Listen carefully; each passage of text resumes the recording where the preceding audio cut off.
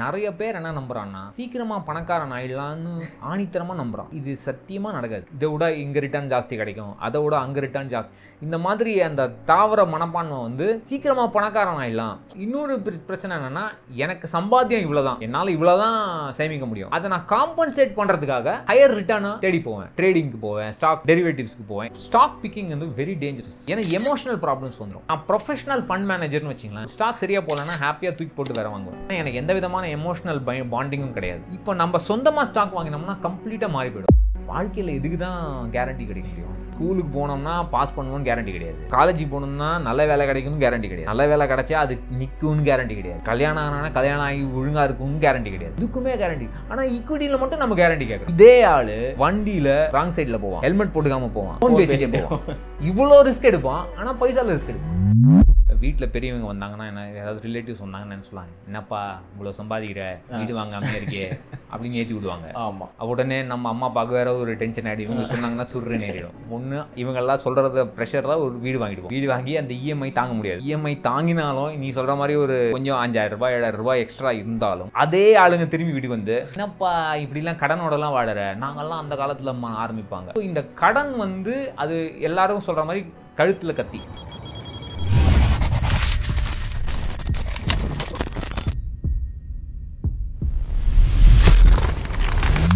நம்மளும் ஒரு பெரிய பணக்காரர் ஆகணும், ஒரு 40-50 வயசுக்கு அப்புறம் பணத்தை பற்றி எந்த விதமான கவலையுமே இல்லாத ஒரு நிம்மதியான வாழ்க்கையை வாழணும் அப்படிங்கிறது நம்ம எல்லாருக்குமே ஒரு கனவாக இருக்கும். ஒரு பிஸ்னஸ் பண்ணுறவங்க, இல்லை மாத சம்பளத்துக்கு வேலைக்கு போகிறவங்க, இல்லை ஃப்ரீலான்சராக இருந்தாலும் சீக்கிரமாக ஒரு ஃபைனான்ஷியல் ஃப்ரீடமை எப்படி அச்சீவ் பண்ணணும், இயர்லி ரிட்டையர்மெண்ட் எப்படி பண்ணணும் அப்படிங்கிறத தான் நம்ம மேக்ஸிமம் பிளான் பண்ணுவோம். ஃபைனான்ஷியல் ஃப்ரீடம், ப்ராப்பர் ரிட்டையர்மெண்ட்னா என்ன அப்படிங்கிறத நான் உங்களுக்கு குட்டி எக்ஸ்பிளைன் பண்ணுறேன். இப்போ நம்ம வேலைக்கு போயிட்டு இருக்கும் போது, இல்லை ஏதோ ஒரு விதத்தில் நம்ம சம்பாரிச்சிக்கிட்டு இருக்கும் போது நமக்கு வேணுங்கிறத வாங்கிக்கிறோம், நமக்கு ஆசைப்பட்டதை சாப்பிட்றோம், எங்கே போகணும்னு நினைக்கிறோமோ அந்த இடத்துக்கு நம்ம டிராவல் பண்றோம். இப்போ நம்ம எப்படி நமக்கு வேணுங்கிறதெல்லாம் நம்ம சம்பாதிக்கிறதுலே பண்ணிக்கிறோமோ, அதே மாதிரி ஒரு 50-60 வயசு ரீச் பண்ணும்போது நம்ம சம்பாதிக்கலனாலும் நமக்கு வேணுங்கிறதெல்லாம் நம்ம மணிலே பண்ணக்கூடிய அளவுக்கு நம்ம கிட்ட காசு இருந்துச்சு அப்படின்னா அதுதான் ப்ராப்பரான ஃபைனான்ஷியல் ஃப்ரீடம், ப்ராப்பரான ரிட்டையர்மெண்ட் பிளான். சேவிங்ஸ் இன்வெஸ்ட்மெண்ட்டோட இம்பார்ட்டன்ஸ் தன்னோட ஃபேமிலியில் ஒரு ஹெல்த் இஷ்யூ வர்றது மூலியமா புரிய வந்து, அதுக்கப்புறம் நிறைய டிஐஒய் ரிசர்ச் பண்ணி ஒரு ப்ராப்பரான ஃபைனான்ஷியல் ஃப்ரீடம் ரிட்டையர்மெண்ட்டை எப்படியெல்லாம் அச்சீவ் பண்ணணும்னு நிறைய கால்குலேட் பண்ணி அந்த கால்குலேஷனை ரியல் டைம்ல தன்னோட லைஃப்ல யூஸ் பண்ணி ஒரு ப்ராப்பரான கார்பஸோட ஃபைனான்ஷியல் ஃப்ரீடமை அச்சீவ் பண்ணியிருக்கவங்க தான் இன்னைக்கு நம்ம எபிசோடோட கெஸ்ட். வணக்கம், நான் பட்டு. வணக்கம், என் பெயர் பட்டு. என்னோட வெப்சைட்டோட பெயர் freefincal.com. வணக்கம், நான் பட்டு from freefincal. Hi, I'm Pattu from freefincal. Hi, I'm Pattu from freefincal. Today let's talk about a simple thumb rule for retirement planning.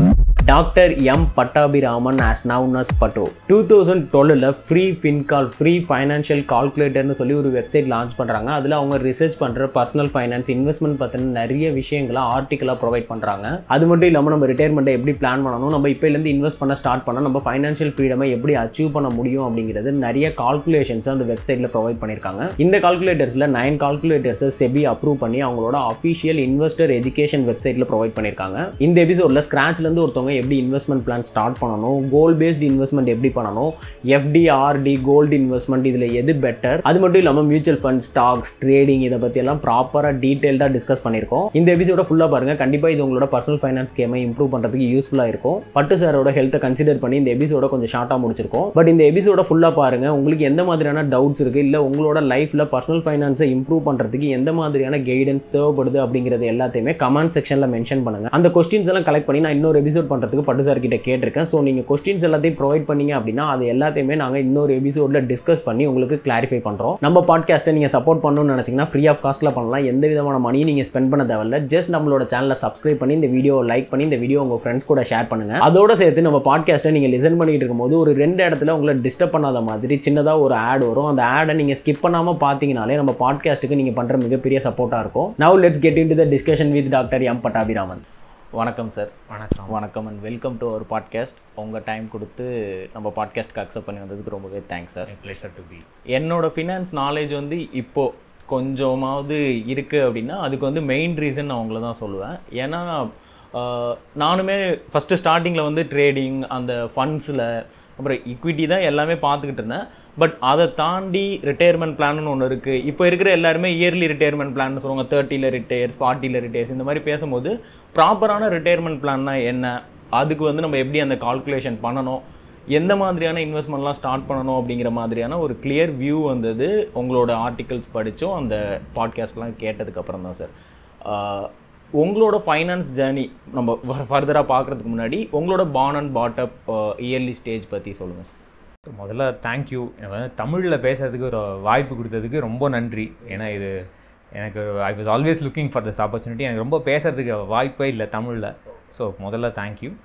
நான் வந்து எல்லாருக்கிட்டையும் நான் சென்னையில் பிறந்தேன்னு சொல்ல மாட்டேன், நான் மயிலாப்பூரில் பிறந்தேன்னு தான் சொல்லுவேன். மோஸ்ட்லி அங்கேயே தான் எல்லாம், எக்ஸப்ட் ஃபார் கொஞ்சம் 4-5 வருஷம் வெளியில் போனதோட எவ்ரிதிங் இன் மயிலாப்பூர். சாதாரண மிடில் கிளாஸ் ஃபேமிலி தான்.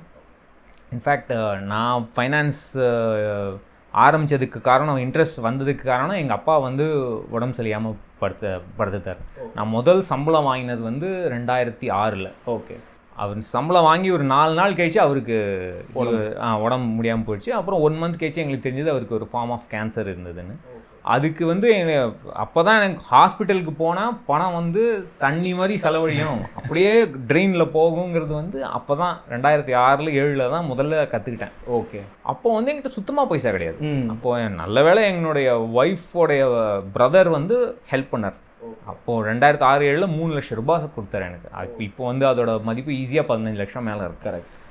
அதை அப்போ வந்து எனக்கு என்னடா இப்போ ஒரு பிஹெச்டி படிச்சிருக்கோம், ஒரு கவர்மெண்ட் வேலையில் இருக்கும், ஆனால் இவ்வளோ படித்தும் ஒரு பேசிக்கான எக்ஸ்பென்ஸ் என்னால் பார்க்க முடியலன்னு ரொம்ப எனக்கு வெக்கமாக இருந்தது. இன்னுமே வாழ்க்கையில் இந்த மாதிரி நிலைமையில கடன் பட்டு இருக்கக்கூடாது அப்படிங்கிற ஒரு முடிவு தான் கொஞ்சம் கொஞ்சமாக படிக்க ஆரம்பிச்சு அதில் இன்ட்ரெஸ்ட் ஆட்டோமேட்டிக்காக நம்ம எந்த பார்த்தாலும் அதுக்கு இன்ட்ரெஸ்ட் வந்துடும். அது வந்து ஒன்று வந்து அது வெப்சைட், நான் கால்குலேட்டர் ஷேர் பண்ணுறதுக்கு தான் வெப்சைட் ஆரம்பித்தேன், ஃப்ரீஃபின்கால். பட் அது பாப்புலர் ஆச்சு, அதெல்லாம் வந்து விபத்து, அவ்வளோதான். ஓகே. அப்பா என்ன பண்ணிட்டு இருந்தாங்க அப்போது? அப்பா வந்து ரிட்டையர் ஆகிட்டார். 97 அவர் எலக்ட்ரிசிட்டி போர்டில் வேலை பண்ணியிருந்தார். நான் வந்து பிஹெச்டி ஆரம்பிக்கும் பொழுதே அவர் ரிட்டையர் ஆகிட்டார். ஓகே. ஸோ அவருடைய பென்ஷன் அம்மா வேலை பண்ணிட்டு இருந்தாங்க, ப்ளஸ் என்னுடைய ஸ்காலர்ஷிப் வச்சு தான் வீடு ஓட்டிகிட்டு இருந்தோம். அப்போல்லாம் ரொம்ப சாதாரண, இந்த மாத கடைசி 20 ஆனாலே கொஞ்சம் டைட் ஆகிடும், ரொம்ப கஷ்டமாக இருக்கும் 10 நாள் ஓட்டுறதுக்கு. ஓகே. பட் இப்போ வந்து நான் கார்பரேட்டில் போய் பேசும்போது பசங்க என்ன சொல்கிறாங்க, சார் 5 நாள்லேயே டைட் ஆகிடுதுன்றான். ஏன்னா 5 நாள் டைட் ஆகிடுதுன்னா சம்பளம் வாங்கி 5 நாளில் டைட் ஆகிடுதுன்றான். ஸோ நம்மளுடைய இந்தியன்ஸோடைய ஸ்பெண்டிங் ஹேபிட்ஸ் பயங்கரமாக சேஞ்ச் ஆயிடுச்சு. ஓகே. லாஸ்ட் 10 இயர்ஸ் 15 இயர்ஸ் ரொம்பவே சேஞ்ச் ஆயிடுச்சு. நம்ம வந்து சேவிங் சொசைட்டி, முந்திலாம் சேமிப்புன்னு தான் எல்லாரும் பேசுவாங்க. ஆமாம். இப்போ வந்து எல்லாரும் ஸ்பெண்ட் பண்ணலாம், இப்போ தான் வாழணும், ஏன்னா கடன் வாங்கியாவது என்ஜாய் பண்ணலாங்கிற ஒரு மோடுக்கு போயிட்டோம். அது ஸ்டாக் மார்க்கெட்டுக்கு நல்லது, ஸ்டாக் மார்க்கெட் இன்வெஸ்ட்மெண்ட்ஸுக்கு நல்லது, பட் நம்ம குடும்பத்துக்கு நல்லதாங்கிறது டவுட்டு தான். ஸோ அப்படி தான் ஆரம்பிச்சிது, அந்த இன்வெஸ்ட் பண்ண ஆரம்பிச்சு. ஸோ 2008 தான் நான் முதல்ல மியூச்சுவல் ஃபண்டில் இன்வெஸ்ட் பண்ண ஆரம்பித்தேன். சூப்பர். 1500 ரூபாய் நான் வந்து இன்வெஸ்ட் பண்ணது. அப்போது கொஞ்சம் கொஞ்சமாக இன்வெஸ்ட் பண்ணேன். முதல் 5 வருஷத்துக்கு 0 ரிட்டர்ன். நான் நிறைய தடவை சொல்லியிருக்கேன் இதை. முதல் 5 வருஷத்துக்கு 2013 எண்டு வரைக்கும் ரிட்டர்னே கிடையாது. ஓகே. பட் அது அந்த டைமில் கொஞ்சம் கொஞ்சமாக நான் இன்வெஸ்ட்மெண்ட்டை இன்க்ரீஸ் பண்ணேன். என்ன சொல்லி இன்க்ரீஸ் பண்ணேன்னா, நம்ம ஃப்யூச்சர் நல்லா இருக்கணும். ஓகே. நம்ம இந்த மாதிரி கடன் பட்டு இருக்கக்கூடாது. நம்ம இப்போ நிறைய டைம் இருக்குது நமக்கு, ரிட்டையர் உடனே ஒன்றும் அந்த பைசா நமக்கு தேவையில்லை. ரிட்டையர் ஆகிறதுக்கு 30-40 வருஷம் இருந்து அப்போ 2006-07. ஓ 8 சாரி. ஸோ இப்போ எதுக்கு நம்ம உடனே எடுக்க போகிறது, அது பாட்டு கிடக்கட்டும் மார்க்கெட்டில், வரதை பார்த்துக்கலாம். அந்த மாதிரி இருந்து தான் கொஞ்சம் கொஞ்சமாக வளர்ந்து ஓரளவுக்கு ஃபைனான்ஷியல் இண்டிபெண்டன்ஸ்னு சொல்கிறது ஒரு 10 வருஷத்தில் I was able to. Super. அப்படி போயிட்டு ஒரு தமிழில் ரியல் லைஃப்பில் எல்லோரும் இப்போ ரிட்டையர்மெண்ட் பற்றி பேசிகிட்டு இருந்தாலும் உண்மையான ஒரு ரிட்டையர்மெண்ட் பர்சன் கூட ப்ராப்பரான ஒரு கார்பஸ் வச்சுருக்கவங்க கூட பண்ணுறதுல எனக்கு ரொம்ப பெருமை சார். அப்படி இல்லை, அதில் இதெல்லாம் வந்து மெயினாக வந்து நிறைய பேர் வந்து ஸ்டாக் மார்க்கெட் நாலேஜ் வேணும், இல்லை ஃபைனான்ஸ் பற்றி நாலேஜ் வேணும். நாலேஜுக்கும் பணம் பண்ணுறதுக்கு சம்மந்தமே கிடையாது. இன்ஃபேக்ட் நான் எல்லாருக்கிட்டையும் சொல்கிறது என்னென்னா, ரொம்பலாம் படிக்காதீங்க, ரொம்ப வீடியோலாம் பார்க்காதீங்கன்னு தான் சொல்லுவேன். அதுவும் இப்போ வந்து இன்ஃப்ளூயன்சர்ஸ் பண்ணுற வேலையெல்லாம் பார்த்தா ரொம்பவே பயமாக இருக்குது. மெயினாக வந்து டிசிப்ளின் வேணும். ஓகே. மெஷின் மாதிரி இன்வெஸ்ட் பண்ணணும். மாதம் அதுவும் சேலரிட் பீப்புள். அஃப்கோர்ஸ் ஆண்டர்ப்ரனராக இருக்கவங்க எப்போ பணம் வருதோ அப்போ இன்வெஸ்ட் பண்ணணும், அது ஆப்வியஸ், அது ஒன்றும் பண்ண முடியாது. பட் சேலரிடாக இருக்கிறவங்க முதல்ல இன்வெஸ்ட்மெண்ட் பண்ணிட்டு தான் செலவழிக்கணும். அட்லீஸ்ட் அதாவது வாண்ட்ஸுக்கு செலவழிக்குது, அதாவது நமக்கு வேணும்னு தேவைக்கு செலவழிச்சு தான் ஆகணும், அரிசி பருப்பு வாங்கி தான் ஆகணும், அது ஒன்றும் பண்ண முடியாது. அதர் திங்ஸ், ரெஸ்டாரண்ட்டுக்கு போகிறது, மூவிஸ்க்கு போகிறது, எல்லாம் இன்வெஸ்ட் பண்ணிவிட்டு மிஞ்சி இருக்கிற பணத்தில் செஞ்சோம்னா நல்லா இருக்கலாம். ஓகே, நீங்கள் ஸ்டார்ட் பண்ணும் போதே மியூச்சுவல் ஃபண்டில் ஸ்டார்ட் பண்ணேன்னு சொன்னீங்க. அது எப்படி அந்த கிளாரிட்டி வந்துச்சு? ஏன்னா இப்போ நான் ஒரு சர்ச் பண்ணும் போதோ ஃபஸ்ட்டு ஆர்டி போடுவோம், எஃப்டி போடுவோம், போஸ்ட் ஆஃபீஸில் போடுவோம், அப்புறம் கோல்டுக்கு போவோம், அதுக்கப்புறம் தான் ஒரு ஈக்விட்டிங்கிற மாதிரி போவோம். ஒரு கிளாரிட்டி எப்படி சார் மியூச்சுவல் ஃபண்ட்? பல விஷயம். ஒன்று இப்போது எங்கள் அப்பா உடம்பு நல்லா இருந்திருந்தாருன்னா, ஓகே, அப்போ அவருக்கு உடம்பு 65 அவருக்கு வந்தது கேன்சர், 67 அவர் இறந்துட்டார், அவர் ஏஜ். அப்போ அவர் ஹெல்த்தியாக இருந்திருந்தாருன்னா மேபி அவர் சொன்னது செஞ்சுருப்பேன். ஓகே, அவரும் எஃப்டி, ஆர்டி, எல்ஐசி பாலிசி அந்த மாதிரியான ஜெனரேஷன் தான் அவங்க. ஓகே, அவர் சொன்னது தான் செஞ்சுருப்பேன். எனக்கு அப்போ அம்மாவும் பிஸி, அப்பாவை பார்த்துக்கிறது இல்லை, அப்பாவால் ஒன்றும் பண்ண முடியல. ஸோ இப்போ நான் தான் எல்லாம் பண்ணோம். ஓகே, அப்போ நானாக தேடின போது பை சான்ஸ் நான் தப்பு பண்ணாமல் இன்வெஸ்ட் பண்ண முடிஞ்சுது. ஆனால் மேபி எல்ஐசி பாலிசி வாங்கலை, எஃப்டி வாங்கலை, ஆர்டி வாங்கலை, ஆனால் மியூச்சுவல் ஃபண்டை பற்றி ஒன்றும் தெரியாது. ஓகே, ஸ்டார்டிங்கில் 0 தான். இன்ஃபேக்ட் நான் எங்களுடைய அப்பா ஹாஸ்பிட்டலைஸ் ஆனப்புறம் முதல்ல நான் பண்ணது ஓடி போய் ஹெல்த் இன்சூரன்ஸ் வாங்கினதான். ஓகே, ஏன்னா எங்கள் அப்பாவுக்கு ஹெல்த் இன்சூரன்ஸ் கிடையாது. எங்கள் அம்மா அப்போ 58 வயசு. அப்போ எல்லாரும் சொன்னாங்க 60க்குள்ளே வாங்கிடு, இல்லைனா ப்ரீமியம் ரொம்ப ஜாஸ்தியாயிரும். ஸோ உடனே ஓடி போய் ஹெல்த் இன்சூரன்ஸ். அப்போ யார்கிட்ட ஹெல்த் இன்சூரன்ஸ் வாங்கினா அவங்களோட எல்ஐசி ஏஜென்ட்டுக்கிட்ட ஓகே ஹெல்த் இன்சூரன்ஸ் வாங்கினேன். இன்னும் அவர் தான் என்னுடைய ஹெல்த் இன்சூரன்ஸு. அப்போ அவர்கிட்ட தான் முதல்ல நான் போய் கேட்டேன், சார் இந்த மாதிரி மியூச்சுவல் ஃபண்டில் இன்வெஸ்ட் பண்ணோம், இதில் போடலாம், வேறு இதுதான் நான் கேட்டது. அவர் சுந்தரம் டேக்ஸ் சேவர்னு ஒரு ஃபண்டு இன்னும் இருக்குது. Sundaram tax saver ELSS fund, dividend option. அப்போ எனக்கு எதுவுமே தெரியாது. டிவிடெண்ட் ஆப்ஷன்னா என்ன, க்ரோத் ஆப்ஷன்னா என்ன தெரியாது. அப்போ அந்த டைமில் ரெகுலர் பிளான், டைரக்ட் பிளான்லாம் கிடையாது. ஓகே, 2008 அப்போ 2010 தான் 13 தான் வந்தது. ஓகே, ஸோ நான் இதில் தான் ஆரம்பித்தேன். எனக்கு அப்போது டிவிடெண்ட் வருதுன்னா அது என்னன்னு கூட தெரியாது. ஏதோ வருது, பைசா வருது, கொடுக்குறான்னு நான் பாட்டு விட்டுருவேன். ஓகே, அப்புறம் கொஞ்சம் கொஞ்சமாக படிக்க ஆரம்பிச்சதுலேருந்து தான் நான் பண்ண மிகப்பெரிய நல்ல விஷயம் என்னென்னா எதுலையும் இன்வெஸ்ட் பண்ணல. ஓகே, நாலேஜ் மட்டும் கற்றுட்டே இருந்தேன். அப்போ நீ நிறைய தப்பு பண்ணால் அதை சரி பண்ணுறதுக்கே டைம் போயிடும். ஓ கரெக்டு இல்லையா? நான் தப்பு பண்ணாமல் கொஞ்சம் டைம் ஸ்பெண்ட் பண்ணனால தப்பு பண்ணாமல் இன்வெஸ்ட் பண்ண முடிஞ்சிச்சு. அது அந்த ஒரு விஷயத்தில் லக்கு. நிறைய பேர் என்ன பண்ணுறாங்க, வாங்கிட்டு கேட்குறாங்க இது நல்ல ஐடியாவாங்க. நீ வாங்கினதுக்கப்புறம் நான் என்ன பண்ண முடியும்? கரெக்ட். நீ முன்னாடி கேட்டிருந்தா ஏதாவது வாங்காதன்னு சொல்லலாம். நீ வாங்கினதுக்கப்புறம் பண்ணாதானே அது அதில் எக்ஸிட் லோடு இருக்கும், அதில் சரண்டர் வேல்யூ இருக்கும், இப்போது திருப்பி வந்தால் லாஸ் ஆகிடும். நிறைய பேர் பண்ணுற தப்பு அதுதான். நான் என்ன சொல்கிறேன்னா, அவசரப்படாதீங்க. ப்ராடக்ட் வாங்குறதுக்கு அவசரப்படாதீங்க. அதுக்கு ஒரு மாதம் இல்லை 5 மாதம் 6 மாதம் ஆனாலும் ஒன்றும் பெருசாக ஒன்றும் டிஃப்ரென்ஸ் இல்லை. ஓகே, அந்த 5 மாதம் 6 மாதம் படிங்க, ப்ரோஸ் அண்ட் கான்ஸ் படிங்க, இதனால என்ன தப்பு கெடுதல் படிச்சுட்டு அப்புறமா இன்வெஸ்ட் பண்ணுறது பெட்டர். Okay okay sir. இப்போது நம்ம ஒரு நார்மல் பீப்புளோட ஃபைனான்ஸ்லேருந்து ஸ்டார்ட் பண்ணுவோம். ஒருத்தவங்க ஐடி, கவர்மெண்ட் இதெல்லாம் நம்ம ஸ்கிப் பண்ணிடுவோம் இப்போதைக்கு. ஒரு நார்மல் பீப்புள், ஒருத்தவங்க கடை வச்சுருக்காங்களோ, இல்லை ஆட்டோ ஓட்டுறாங்களோ, இல்லை நார்மலாக ஒரு ஏர்னிங், டெய்லி வேஜஸ் இந்த மாதிரி போயிட்டுருக்காங்க. அவங்க ஒரு ஃபினான்ஸ் பிளான் ஸ்டார்ட் பண்ணணும். கண்டிப்பாக அவங்களுக்கும் ஒரு ரிட்டையர்மெண்ட் பிளான் வேணும். அப்படிங்கும் போது நீங்கள் எந்த மாதிரியான ஒரு போர்ட்ஃபோலியோவை பில்ட் பண்ண சஜஸ்ட் பண்ணுவீங்க? அந்த ஸ்ட்ரேட் ஆஃப் சொசைட்டியில் மிகப்பெரிய ப்ராப்ளம் என்ன தெரியுமா? கந்து வட்டி கடன். ஓகே, அவங்களுக்கு இந்த மியூச்சுவல் ஃபண்டு, எஃப்டி, ஆர்டி இதெல்லாம் தெரிஞ்சாலுமே அது அவங்க அப்ரோச்சே பண்ண முடியாது. அவங்க போய் என்ன பண்ணுவாங்க, ஏதாவது ஒரு பிரச்சனை வரும். திடீர்னு பையனுக்கு ஏதாவது ஸ்கூலில் ஃபீஸ் கட்டணும், இல்லை புக்கு வாங்கணும், மெடிக்கல் செலவு இந்த மாதிரி ஏதாவது உடனே போய் எங்கேயா கடன் வாங்கிடுவான். அவன் டெய்லி 10 மணிக்கு 11 மணிக்கு அவன் ஒரு புல்லட் வண்டில் நோட் புக்கோட வந்துடுவான். டெய்லி அவனுக்கு 100 ரூபா கொடுக்கணும். ஸோ இந்த மாதிரியான வாழ்க்கை அவங்களுக்கு. நான் இதை பற்றி நீ கேட்ட கேள்வியை பற்றி எனக்கு ரொம்ப நாளாக இது எனக்கு உறுத்திட்டே இருக்குது. இதுக்கு என்ன வழின்னா, எப்படி முதல்ல இது கடன் வாங்காமல் இருக்கிறது தான் முதல். கரெக்ட். சரி, நமக்கு சொத்து எப்படி வளரும்னா முதல்ல நம்மக்கிட்ட இருக்கணும். அதை நம்ம உதாரித்தனமாக செலவழிக்கக்கூடாது, கடன் வாங்கி செலவழிக்கக்கூடாது. இப்போ நம்மலாம் கடன் வாங்குறோம்னா என்ன, இஎம்ஐயில் வாங்குவோம். நமக்கு டிவி வேணும், டிவி வேணும், கேமரா வேணும், பைக் வேணும். இதெல்லாம் தேவையில்லை. இது இல்லாமல் உன்னால் வாழ முடியும். கரெக்டு.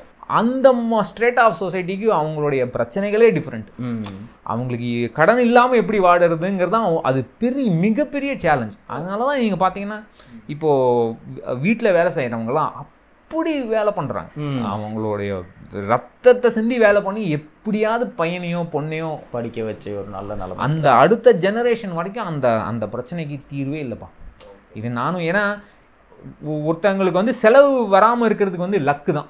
கரெக்டு இல்லையா? இது நிறைய இப்போ நம்மளா போய் செலவழிக்கிறது வேற, அவங்களுக்கு அது இல்லை. அவங்களுக்கு செலவு வந்துடுது. திடீர்னு ஒரு ஹாஸ்பிட்டல்னா ஒன்றும் இல்லை, 500 ரூபாய் கொடுத்து டாக்டரை பார்க்க முடியாது. கரெக்ட். அவங்களுக்கு கடன் வேணும். ஸோ அவங்களுக்கு நிறைய லக்கு தான் மெயின். அந்த லக்கு இருக்கணும். ப்ளஸ் ஒரு ஜெனரேஷன் அவங்க பசங்க வந்து கொஞ்சம் ரெஸ்பான்சிபிளாக இருக்கணும். ஓகே, அது இருந்தால் அதுக்கப்புறம் அடுத்த ஜெனரேஷன் தான் கொஞ்சம் கொஞ்சமாக இன்வெஸ்ட் பண்ணலாம். அதையும் பண்ணுறாங்க, அது நிறைய நான் பார்க்குறேன்.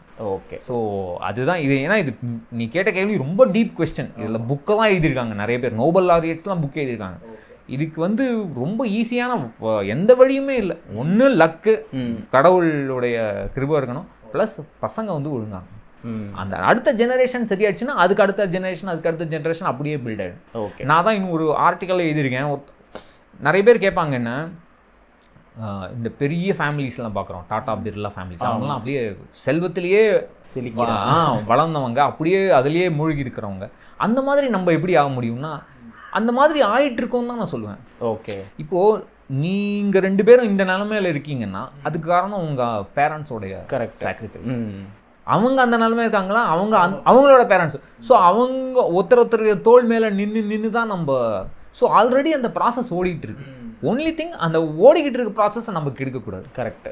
முதல்ல உடம்ப ஒழுங்காக பார்த்துக்கணும், தேவையில்லாமல் கெட்ட பழக்கத்தில் போகக்கூடாது. அதுவே முதல் பண செலவை விட்டுருங்க. ஆமாம், உடம்பு போச்சுன்னா திரும்பி கிடைக்காது, டைம் போச்சுன்னா திரும்பி கிடைக்காது, பணம் சம்பாதிச்சிக்கலாம்.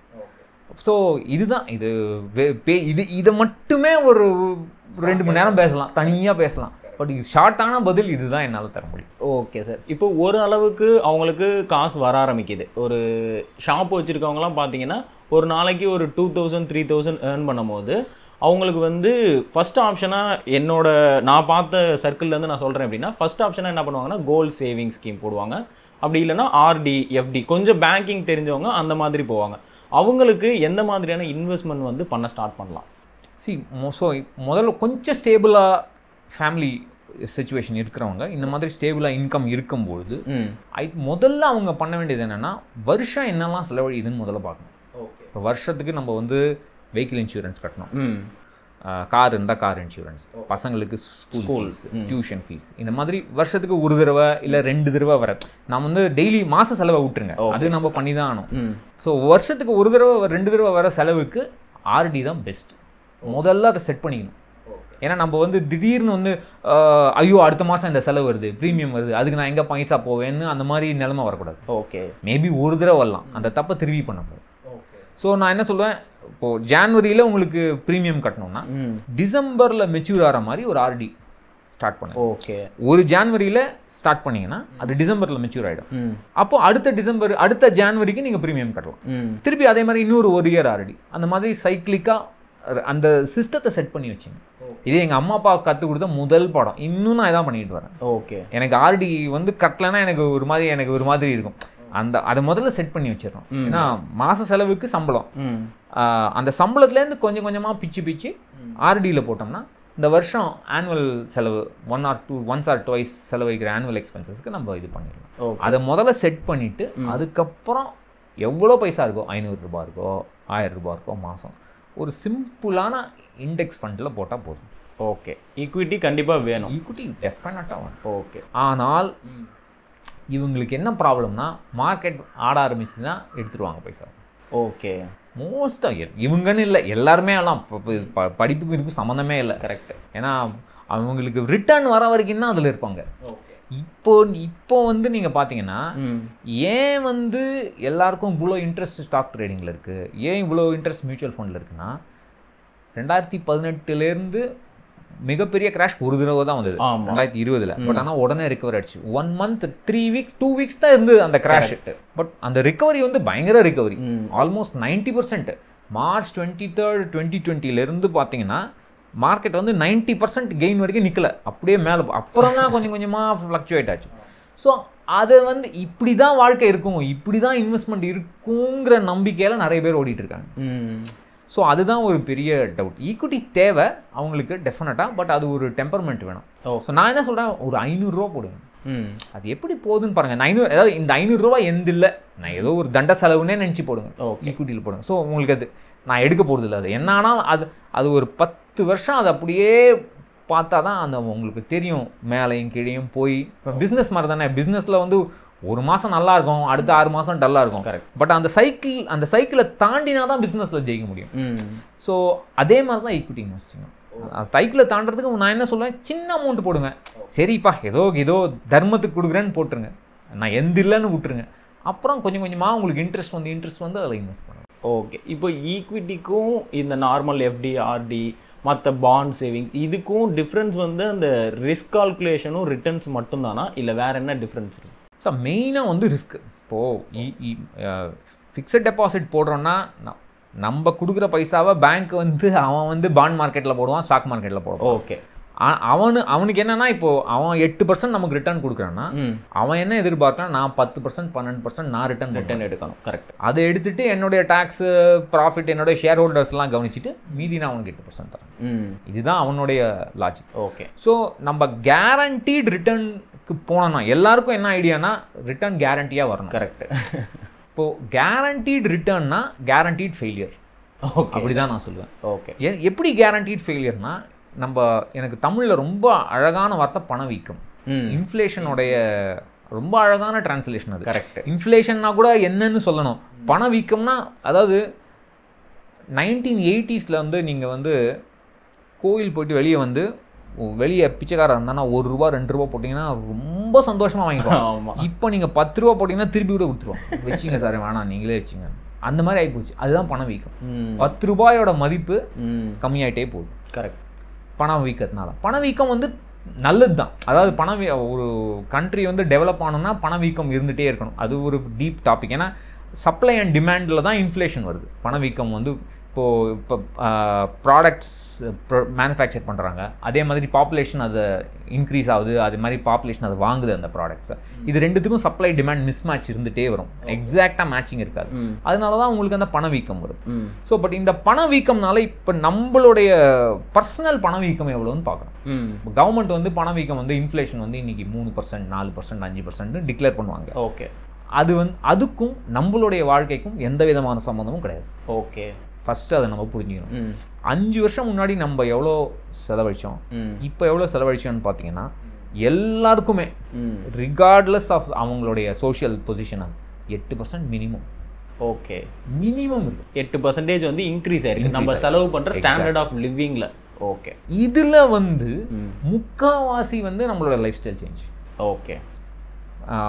5 வருஷம் முன்னாடி ஃபீச்சர் ஃபோன் யூஸ் பண்ணுவாங்க, இப்போ ஸ்மார்ட் ஃபோன் யூஸ் பண்ணுவாங்க. கரெக்ட். அதுலேயே ஸ்மார்ட் ஃபோனில் 3G வச்சவங்க 4G போவாங்க, 4G வச்சவங்க 5G போவாங்க. இந்த மாதிரியான என்ஹான்ஸ்மெண்ட்ஸ்லேயே நம்மளுடைய இப்போ ஒன்ஸ் உங்கள்கிட்ட 5G ஃபீச்சர் ஃபோன் கிடச்சிடுச்சுன்னா அதை விட்டு நீங்கள் ஸ்மார்ட் ஃபோன் கிடச்சிடுச்சுன்னா அதை விட்டு திரும்பி ஃபீச்சர் ஃபோன் போக மாட்டோம். அது பழகிடுச்சு. அதுலேயே அப்போது அந்த உங்களுடைய லைஃப் ஸ்டைல் ஏறிக்கிட்டே போகுது. உங்களுக்கு வேணுமோ வேணாமோ எப்படியோ, அதாவது சிலதெல்லாம் வந்து நம்ம வேணும்னு செய்யறது, சில பேருக்கு வந்து உடம்பு வந்துடும், உடம்பு வரதுனால செலவு மருந்து செலவு வந்துடும். கரெக்ட். மருந்து செலவு ஏறும்.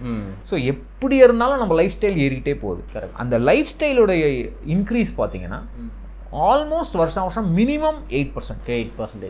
ஒரு கண்ட்ரியோட இன்ஃப்ளேஷனோட நம்ம ஸ்டாண்டர்ட் ஆஃப் லிவிங்கோட இன்ஃப்ளேஷன் தான் அதிகம்.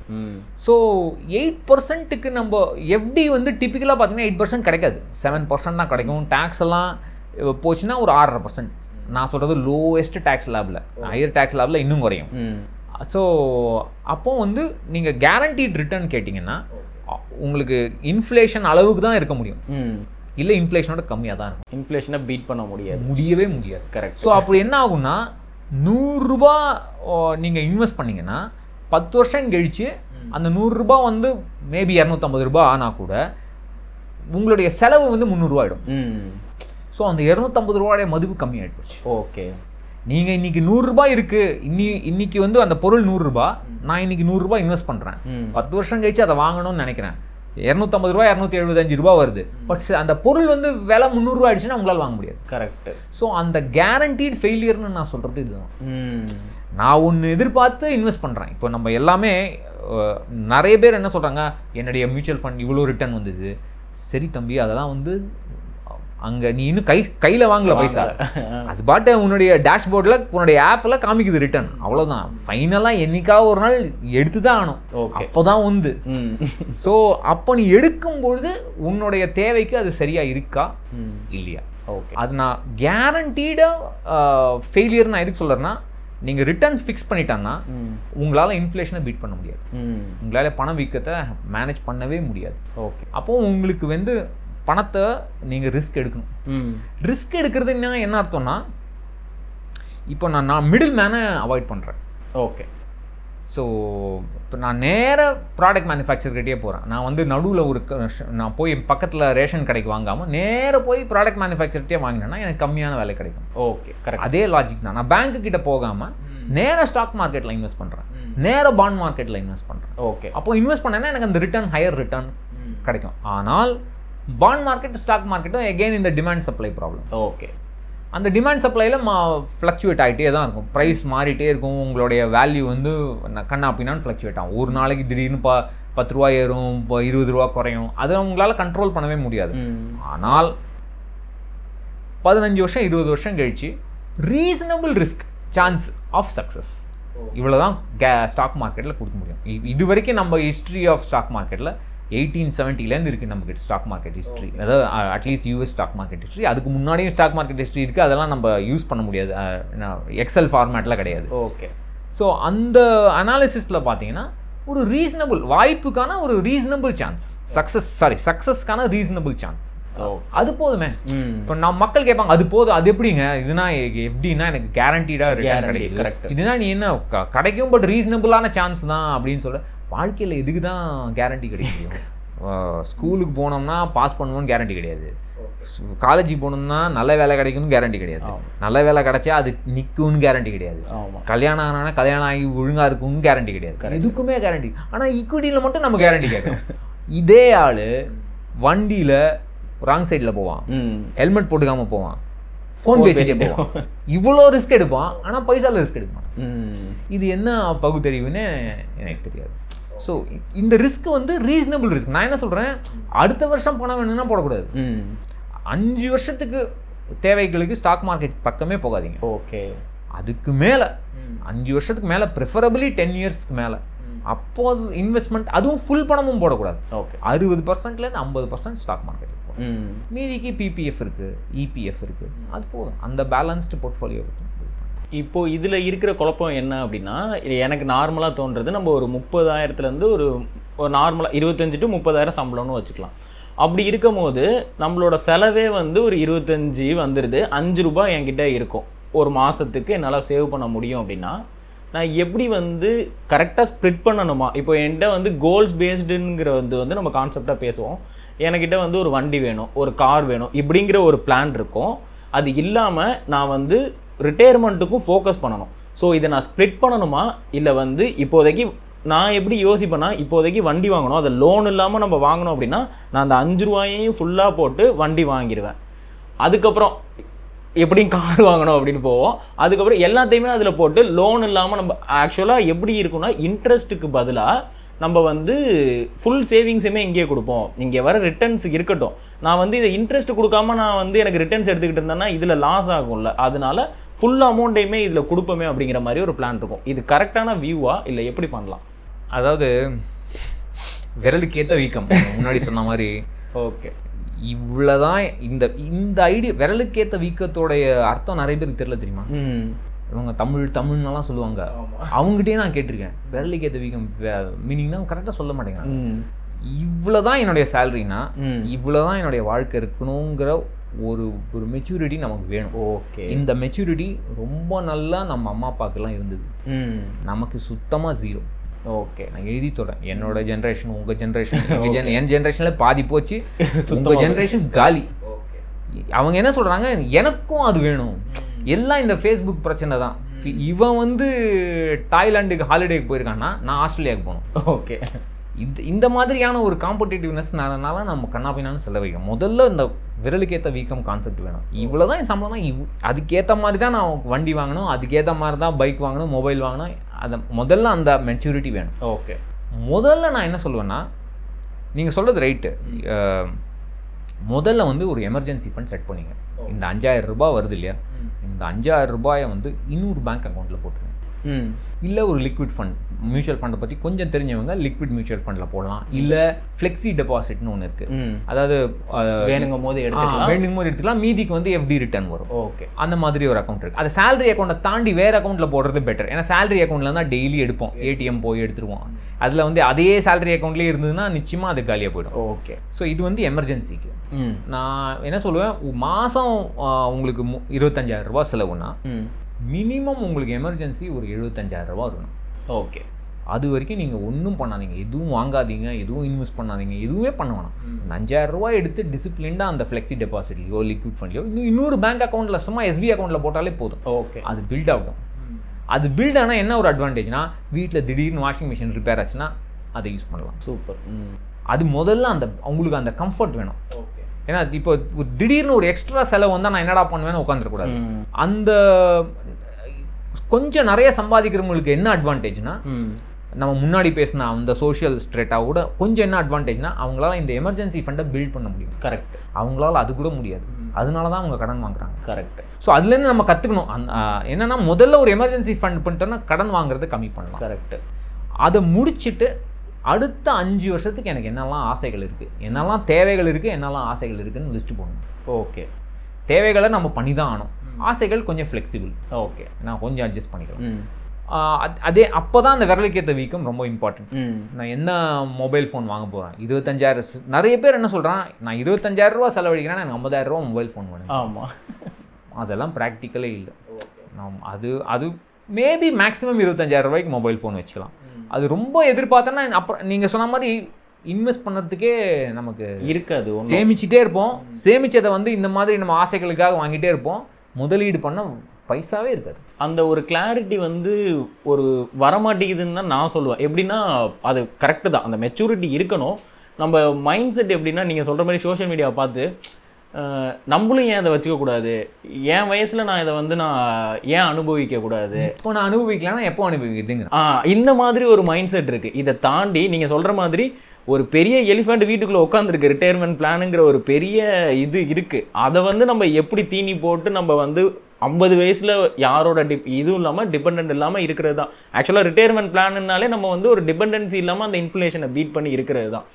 அந்த ஒரு கிளாரிட்டிக்கு இப்போ சூப்பர் அந்த எமர்ஜென்சி ஃபண்டுங்கும் போது நமக்கு ஸ்ட்ரைக் ஆகுது. ஓகே, ஏன்னா நான் 3 மாதம் வேலையை விட்டு வந்துட்டாலும் 25,000க்கு 75,000 எனக்கு ஏன் இருக்கணும்னா, நான் 3ல் வச்சுருக்கணும். ஒரு 3 மாதம் வேலை இல்லாமல் இருந்தாலும் நான் கடன் வாங்காமல் இருக்கணும் அப்படிங்கிறது. இந்த மாதிரி ஸ்டெப் பை ஸ்டெப்பாக நான் எப்படி க்ரியேட் பண்ணுறது? இதான் முதல்ல எமர்ஜென்சி ஃபண்ட். ஓகே, அதை முதல்ல செட் பண்ணிக்கணும். அதுக்கப்புறம் ரெக்கரிங் டெபாசிட்ஸ் நான் சொன்னேன் இல்லையா, அந்த மாதிரி வருஷ செலவு 1 or 2 செலவுக்கு ரெக்கரிங் டெபாசிட். இதை பண்ணாலே உங்களுக்கு நல்ல கிளாரிட்டி வந்துடும். ஒரு சரி என்னோட வண்டி ஓடுது, இந்த நம்ம சொல்லுவாங்க இல்லையா, வண்டி ஓடுது, அந்த வண்டி ஒழுங்காக ஓடணும். ஓகே, அதுக்கப்புறம் தான் நம்ம அடுத்த லெவலுக்கு எப்படி போகிறதுங்கிறத பற்றி யோசிக்கணும். அதுதான் நான் சொல்கிறேன், முதல்ல லிஸ்ட் பண்ணுவேன். நான் எல்லாருக்கிட்டையும் என்ன சொல்கிறேன்னா, ஒரு 1 மணி நேரம் எல்லா மொபைல் ஃபோன் எல்லாம் இந்த மாதிரி நல்ல ரூமில் க்ளோஸ் பண்ணிவிட்டு உட்காருங்க, என்னோடய வாழ்க்கையை பற்றி யோசிங்க. ஓகே, இன்ஃபேக்ட் நான் டெய்லி எல்லாருக்கிட்டையும் என்ன சொல்கிறேன்னா, மினிமம் 30 to 40 minutes டெய்லி ஒன்றுமே பண்ணாமல் உட்காந்து யோசிங்க. ஓகே, ரூம் போட்டு யோசிங்க, ஏதாவது பண்ணுங்கள், இல்லை வாக் பண்ணுங்கள். வாக் பண்ணும்போது தானாக நிறைய பேர் வாக் பண்ணும்போது மியூசிக்லாம் கேட்காங்க, அது டைம் வேஸ்ட்டு. பாதி நேரம் பாட்டு என்ன செலக்ட் பண்ணுறதுலேயே பாதி வாக்கிங் போயிடுது. ஆமாம், இது அதனால் முதல்ல அந்த யோசிச்சாதான் அந்த கிளாரிட்டி வரும். நான் இப்போ எங்கே இருக்கேன், எனக்கு என்ன வேணும், என்னால் என்ன முடியும், அதாவது என்னால் என்ன முடியும்னா என்னுடைய ஃபைனான்ஷியல் சக்திக்கு என்ன நான் ஆசைப்படலாம் அப்படிங்கிறத முதல்ல யோசிங்க. அப்புறம் இதை தாண்டி நான் பெரிய ஃபோன் வேணும், பெரிய வாழ்க்கை எனக்கு வேணும்னா இன்கம்மை இன்க்ரீஸ் பண்ணணும். கரெக்டு, இன்கம்மை இன்க்ரீஸ் பண்ணணும்னா 9 to 5 ஜாப், 9 to 5 ஜாப்னு சொல்கிறோம். நிறைய யாருமே 9 மணிக்கு போகிறதில்ல, 5 மணிக்கு திரும்பி வருதில்ல, அது 7 மணிக்கு தான் திரும்பி வராங்க. ஸோ அது தாண்டி ஒரு நாளைக்கு என்னால் 45 minutes வேறு ஏதாவது ஒரு பேஷன் ப்ராஜெக்டில் ஒர்க் பண்ண முடியுமா? ஓகே, வீக்கெண்டில் at least 1 day or half a day, ஒரு மத்தியானம் சாட்டர்டே ஆர் சண்டே மத்தியானம் என்னால் பண்ண முடியும். அது ரெகுலராக பண்ணணும். அதை பண்ணால் தான் இன்கம் இன்க்ரீஸ் பண்ணுறதுக்கு ஏதாவது பண்ண முடியும். மேபி ஏதாவது கோர்ஸ் போகலாம், இல்லை இந்த ஃபைஃபர் மாதிரி இருக்கிற வெப்சைட்டில் ஃப்ரீலான்ஸ் பண்ணலாம், இல்லை உங்களை மாதிரி இந்த மாதிரி ஒரு பாட்காஸ்ட் மாதிரி. இது இஸ் பேஷன் ப்ராஜெக்ட். கரெக்ட். ஏன்னா இதில் வந்து நீங்கள் மானிட்டைசேஷன்லாம் இப்போ எதிர்பார்க்க டூயிங் இட் ஃபார் பேஷன். உங்களுக்கு பிடிச்சிருக்கு, இன்ட்ரெஸ்ட் இருக்குது, அதை பண்ணு. இதுதான் கரெக்டான ஸ்ட்ராட்டஜி. இது லாங் டேர்ம் ஸ்ட்ராட்டஜி. ஸோ இந்த மாதிரியான பிளான்ஸ்லாம் முதல்ல நிறைய யங் பீப்புள் வந்து பிளான் பண்ணுறது இல்லைங்கிறது. அஃப்கோர்ஸ் நான் வந்து யாரையும் குத்தம் சொல்லக்கூடாது. நான் வந்து சின்னவனாக இருக்கும்போது என்னுடைய ஒரே ஒரு கோல் தான், சும்மா இருந்து யோசிக்கணும். ஓகே. இந்த விட்டத்தை பார்த்து அதுதான் என்னுடைய கோலாக இருந்தது. அஃப்கோர்ஸ் பை லக் என்னால் அந்த கோல் அச்சீவ் பண்ண முடிஞ்சதுன்னு வச்சுங்க. Okay. With financial stability. But அதுதான் அதுக்கு மேலே எனக்கு ஆசைகளே இல்லை. பட் நிறைய பேருக்கு அந்த மாதிரி நிறைய ஆசைகள் இருக்குது. ஸோ முதல்ல அந்த லிஸ்ட் போட்டுக்கணும். அதில் நான் முதல்ல எதை அச்சீவ் பண்ண முடியும். ஓகே. அஃப்கோர்ஸ் சைடு இன்கம் அதெல்லாம் நம்ம இப்போ பேச வேண்டாம். இப்போ எனக்கு ஒரு பைக் வேணும்னா இந்த பைக்குக்கு நான் எவ்வளோ நாள் வெயிட் பண்ணுவேன். இஎம்ஐ வேண்டான்னா அஃப்கோர்ஸ் இஎம்ஐ இல்லாமல் பைக் வாங்குறது நல்லது. பட் அதுக்கு நான் ஒரு 6 months to 1 year வெயிட் பண்ணுவேன். பட் இதையே நான் பண்ணிகிட்டு இருக்க முடியாது. ஓகே, மொபைலுக்கு ஒரு 3 to 6 months வெயிட் பண்ணலாம். ஆமாம். பைக் வாங்கலாம். Okay, done. அதுக்கப்புறம் வீடு வந்து பெரிய ப்ராப்ளம். ஆமாம். ஏன்னா ஒன்ஸ் ஹோம் லோன் இல்லாமல் வீடு வாங்குறது 99.99% முடியாது. Middle class people, lower middle class, இல்லை ஈவன் அப்பர் மிடில் கிளாஸ்க்கே முடியாது. ஏன்னா அப்பர் மிடில் கிளாஸ் அவங்க லெவலுக்கு யோசிப்பாங்க. ஆமாம், அவங்க அதுக்கு முடியாது. கரெக்ட். ஸோ டெஃபினட்டாக இஎம்ஐ தான். ஹோம் லோன்னா minimum 10 to 15 years. Okay. So நான் என்ன யூஸ்வலாக சொல்கிறேன்னா 30% ஒரு டேக் ஹோம் பே எடுத்துங்க. டேக் ஹோம் பேயில் 30% மேலே இஎம்ஐ போகக்கூடாது. ஓகே. ஐடியலாக கொஞ்சம் முன்ன பின்னா இருக்கும், அது வேறு விஷயம். என்ன இஎம்ஐ இருந்தாலும் நீங்கள் மொபைல் ஃபோன் இஎம்ஐயும் ஹோம் லோன் இஎம்ஐயும் சேர்த்து கட்டினா கூட 30% மேலே போகக்கூடாது. ஓகே. அந்த மாதிரி நீங்கள் ஸ்ட்ரக்சர் பண்ணணும். மினிமம் 30% இன்வெஸ்ட் பண்ணணும். Okay.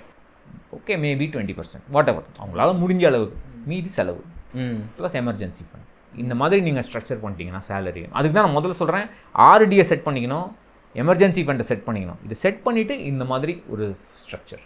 Okay. 30% expense, 30% EMI, 30% investment. Okay.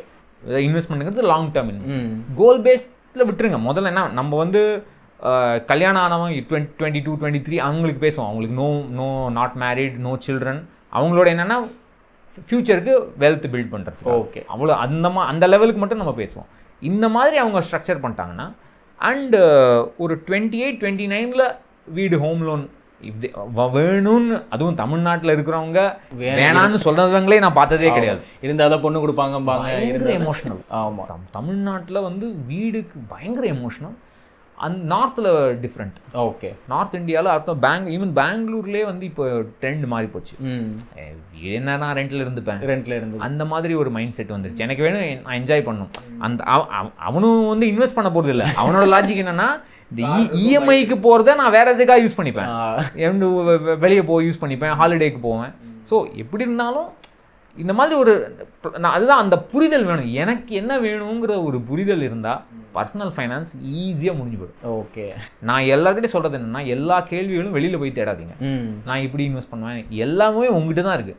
நீ எதுக்காக இன்வெஸ்ட் பண்ணுறான்னு உனக்கு தெளிவு இருந்தால் ஆட்டோமேட்டிக்காக எல்லாம் உன்னை எறிந்தால் கான்செப்ட் தான். நிஜமா ப்ராக்டிக்கலாக அதுதான் கான்செப்ட்.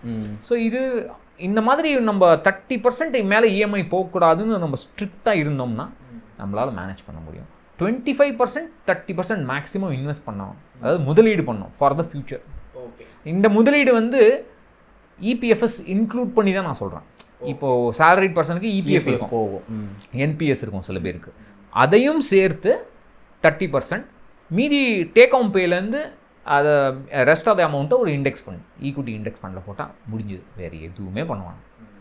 அதுக்கப்புறம் இந்த செட் பண்ணிட்டோம்னா அப்புறம் இன்கம் இன்க்ரீஸ் பண்ணுறது, இல்லை வேறு கம்பெனிக்கு போகிறது, இல்லை வெளியூருக்கு போகிறது, ஆன்சைட் ஆப்பர்ச்சுனிட்டிஸ், அந்த மாதிரி கேரியர் பில்ட் பண்ணுறதுக்கான விஷயங்களை நம்ம யோசிக்கலாம் இதை செட் பண்ணிட்டோம். ஓகே. இந்த இடத்துல வந்து ஒரு சின்ன ஒரு ஆக்சிலேஷன் என்ன இருக்கும் அப்படின்னா, நான் வந்து ஹோம் லோன் வாங்கிட்டேன், எனக்கு வந்து ஒரு 50 இருக்குது, 50,000 ரூபா என்னோட மாத சம்பளம்னா அதில் வந்து ஒரு 20,000 ரூபாய் போகுது. ஒரு 30% மாதிரியே எடுத்துக்கிட்டோன்னா இதுக்கப்புறம் என்னால் ஒரு 5,000 ரூபாய் சேமிக்க முடியும். இப்போ நான் என்ன பண்ணுவேன்னா, இந்த 20 கட்டிக்கிட்டு இருக்கேன்ல இதை வந்து சீக்கிரம் அடைக்கணும் அப்படிங்கிறனால அந்த 5 மறுபடியும் ஏதாவது ஒன்றில் ரொட்டேட் பண்ணி இதை அடைக்கிறதுக்கு ட்ரை பண்ணுவேனே தவிர ரிட்டையர்மெண்ட் பிளானுக்கு யோசிக்க மாட்டேன். என்ன எதனால அப்படிங்கிறது, இதுக்கு இன்ட்ரெஸ்ட் போயிட்டு இருக்கு. இப்போ நான் இதை சீக்கிரமே கட்டிட்டேன்னா இதுக்கு இன்ட்ரெஸ்ட் இருக்காது. அதுக்கப்புறம் என்னால் முழுதுமே வந்து என்னோட ஃபியூச்சருக்கு போட முடியுங்கிற ஒரு பிளான் இருக்கும். இது வந்து ராங் கால்குலேஷனா இல்லை எப்படி கால்குலேட் பண்ண? அதாவது இதில் 2 விஷயம் இருக்குது. ஒன்று வந்து வீட்டில் பெரியவங்க வந்தாங்கன்னா என்ன, ஏதாவது ரிலேட்டிவ்ஸ் வந்தாங்கன்னு என்ன சொல்லுவாங்க, என்னப்பா இவ்வளோ சம்பாதிக்கிற, வீடு வாங்காமல் இருக்கே அப்படின்னு ஏற்றி விடுவாங்க. ஆமாம். உடனே நம்ம அம்மா அப்பாவுக்கு வேற ஒரு டென்ஷன் ஆகிடும். இவங்க சொன்னாங்கன்னா சுருன்னு நேரிடும். ஒன்று அதை இவங்கெல்லாம் சொல்கிறத ப்ரெஷரில் ஒரு வீடு வாங்கிடுவோம். ஆமாம். வீடு வாங்கி அந்த இஎம்ஐ தாங்க முடியாது. முதல்ல இஎம்ஐ தாங்கினாலும் நீ சொல்கிற மாதிரி ஒரு கொஞ்சம் 5000 ரூபாய் 7000 ரூபாய் எக்ஸ்ட்ரா இருந்தாலும் அதே ஆளுங்க திரும்பி வீட்டுக்கு வந்து, என்னப்பா இப்படிலாம் கடனோடலாம் வாழற, நாங்கள்லாம் அந்த காலத்தில் ஆரம்பிப்பாங்க. ஸோ இந்த கடன் வந்து அது எல்லாரும் சொல்கிற மாதிரி கழுத்தில் கத்தி. ஓகே. அந்த கான்செப்டை நம்ம அதை தாண்டி போனோம். இப்போது என்னென்னா, இப்போ எனக்கு வயசு இருக்குது, நான் உடனே ரிட்டையர் ஆக போதில்லை. எப்படியா இந்த வேலை போனாலும் ஏதாவது ஒரு வேலையை கிடச்சி ஏதாவது பண்ணி நெக்ஸ்ட்டு 20 to 30 years டெஃபினட்டாக I will be working. Okay. EMI வந்து அதே தான் இருக்க போகுது. என்னுடைய சேலரி கொஞ்சம் கொஞ்சமாக ஏறும், அட்லீஸ்ட் 5% ஏறும்னு வச்சுங்களேன். ஸோ இஎம்ஐ அதே இருக்கும்போது பணவீக்கம் கான்செப்ட் இப்போது ரிவர்ஸ் கான்செப்ட். ஓகே. இந்த இஎம்ஐயுடைய வலு வந்து கம்மியாயிட்டே போகும். இன்னைக்கு 10,000 ரூபாய் இஎம்ஐ இங்கே இருக்கிறது வந்து 5 வருஷம் கழிச்சு என்னால் ஈஸியாக அந்த 10,000 ஹேண்டில் பண்ண முடியும். கரெக்ட். ஏன்னா என்னுடைய சேலரி ஏறிடும், ஓரளவுக்கு ஏறும். இல்லை நான் சேலரி ஏறிடுன்னு நான் கார்பரேட்டில் சொன்னால் எல்லாம் சிரிக்கிறாங்க. எங்களுக்கு இன்க்ரிமெண்ட்டே கொடுக்குறது இல்லை சார். பட் நம்ம ஸ்கில் பேஸ்டாக அதை பார்க்கலாம். இல்லை அது வந்து 2-3 சிலதெல்லாம் நம்ம கண்ட்ரோலில் இருக்குது, சிலதெல்லாம் நம்ம கண்ட்ரோலில் இல்லை. ஓகே. பட் அதுதான் நான் என்ன சொல்கிறேன், நல்லா பிளான் பண்ணிங்க. இப்போ நான் இன்னைக்கு எனக்கு உடனே நான் வீடு வாங்கணும்னு ஆசைப்பட்டீங்கன்னா இந்த இன்கமில் நான் கஷ்டப்படுவேன், இந்த இஎம்ஐயோட கஷ்டப்படுவேன்னா அடுத்து நான் எங்கே நெக்ஸ்ட் ஜாப் என்ன பண்ணணும், இதெல்லாம் இந்த பிளானிங் கொஞ்சம் இருக்கணும். நீ இந்த மாதிரி நீ பாட்காஸ்ட்டுக்கு நோட்ஸ் எழுதுவேன்னு சொல்கிற மாதிரி எல்லாருக்கிட்டையும் ஒரு நோட் புக் இருக்கணும். ஓகே. இந்த மொபைல் ஆப்பு அதெல்லாம் விட்டுருங்க. ஒரு நோட் புக் எழுது, டெய்லி கையில் எழுதினா தான் அது மைண்டில் பதியும். இது என்னுடைய பிளான். நான் இவ்வளோ சாதிச்சிட்டேன். ஒரு வருஷம் அந்த பார்த்துட்டு இந்த வருஷம் இதை பண்ணிட்டேன், இல்லை அட்லீஸ்ட் அதுக்கு ஒரு ஸ்டெப் எழுதி வச்சிட்டேன், அதுக்கு ஒரு அப்டேட் எழுதணும். அது எழுதினா நமக்கு ஒரு ஆர்கனைஸ்டாக இருந்துட்டோம்னா நம்ம எங்கே இருக்கோங்கிற ஃபீலிங் நமக்கு வேணும். நான் என்னதான் எனக்கு கடன் இருந்தாலும் ஏழையாக இருந்தாலும் நான் எவ்வளோ ஏழையாக இருக்கேங்கிற ஒரு ஐடியா நமக்கு வேணும். ஓகே. அந்த லாஜிக் அதுக்கு அந்த மெச்சூரிட்டி தான். ஸோ இஎம்ஐ வந்து எவ்வளவு அது பாட்டு வளர விட்றது பிரச்சனை இல்லை. அதாவது ஹோம் லோனை நார்மல் கோர்ஸில் ரன் பண்ண விட்றது பிரச்சனை இல்லை. ஓகே. அது பாட்டு விட்டுருங்க. இஎம்ஐ வருது, அது சம்பளம் பாட்டு ஏறிட்டு போகுது, அதை அட்ஜஸ்ட் பண்ணிவிடுங்க, அவ்வளோதான். இந்த எக்ஸ்ட்ரா வரதான் முதலீடு பண்ணணும். ஓகே. ஹோமில் வந்து ப்ரீ க்ளோஸ் எப்படி பண்ணுறதுன்னா, இந்த கேல்குலேஷன்லாம் நிறைய போடுவாங்க. இவ்வளோ இன்ட்ரெஸ்ட் கட்டுறேன் பேங்க்குக்கு, நீ வந்து உனக்கு காசு இல்லாதனால தான் நீ ஹோம் லோன் போன. கரெக்ட். உனக்கிட்ட அந்த 50 லட்சமோ 60 லட்சமோ இருந்தால் நீயே காசு கொடுத்து வீடு வாங்கிட்டு போகிற. அது இல்லை, காசு இல்லைன்னா நீ பேங்க்குக்கு இஎம்ஐ கட்டி தான் ஆகணும், இன்ட்ரெஸ்ட் கொடுத்து தான் ஆகணும். கரெக்ட். அதுதான் வீட்டோடைய காஸ்ட். அது ஒன்றும் பண்ண முடியாது நீ என்ன தான் கால்குலேஷன் போட்டாலும்.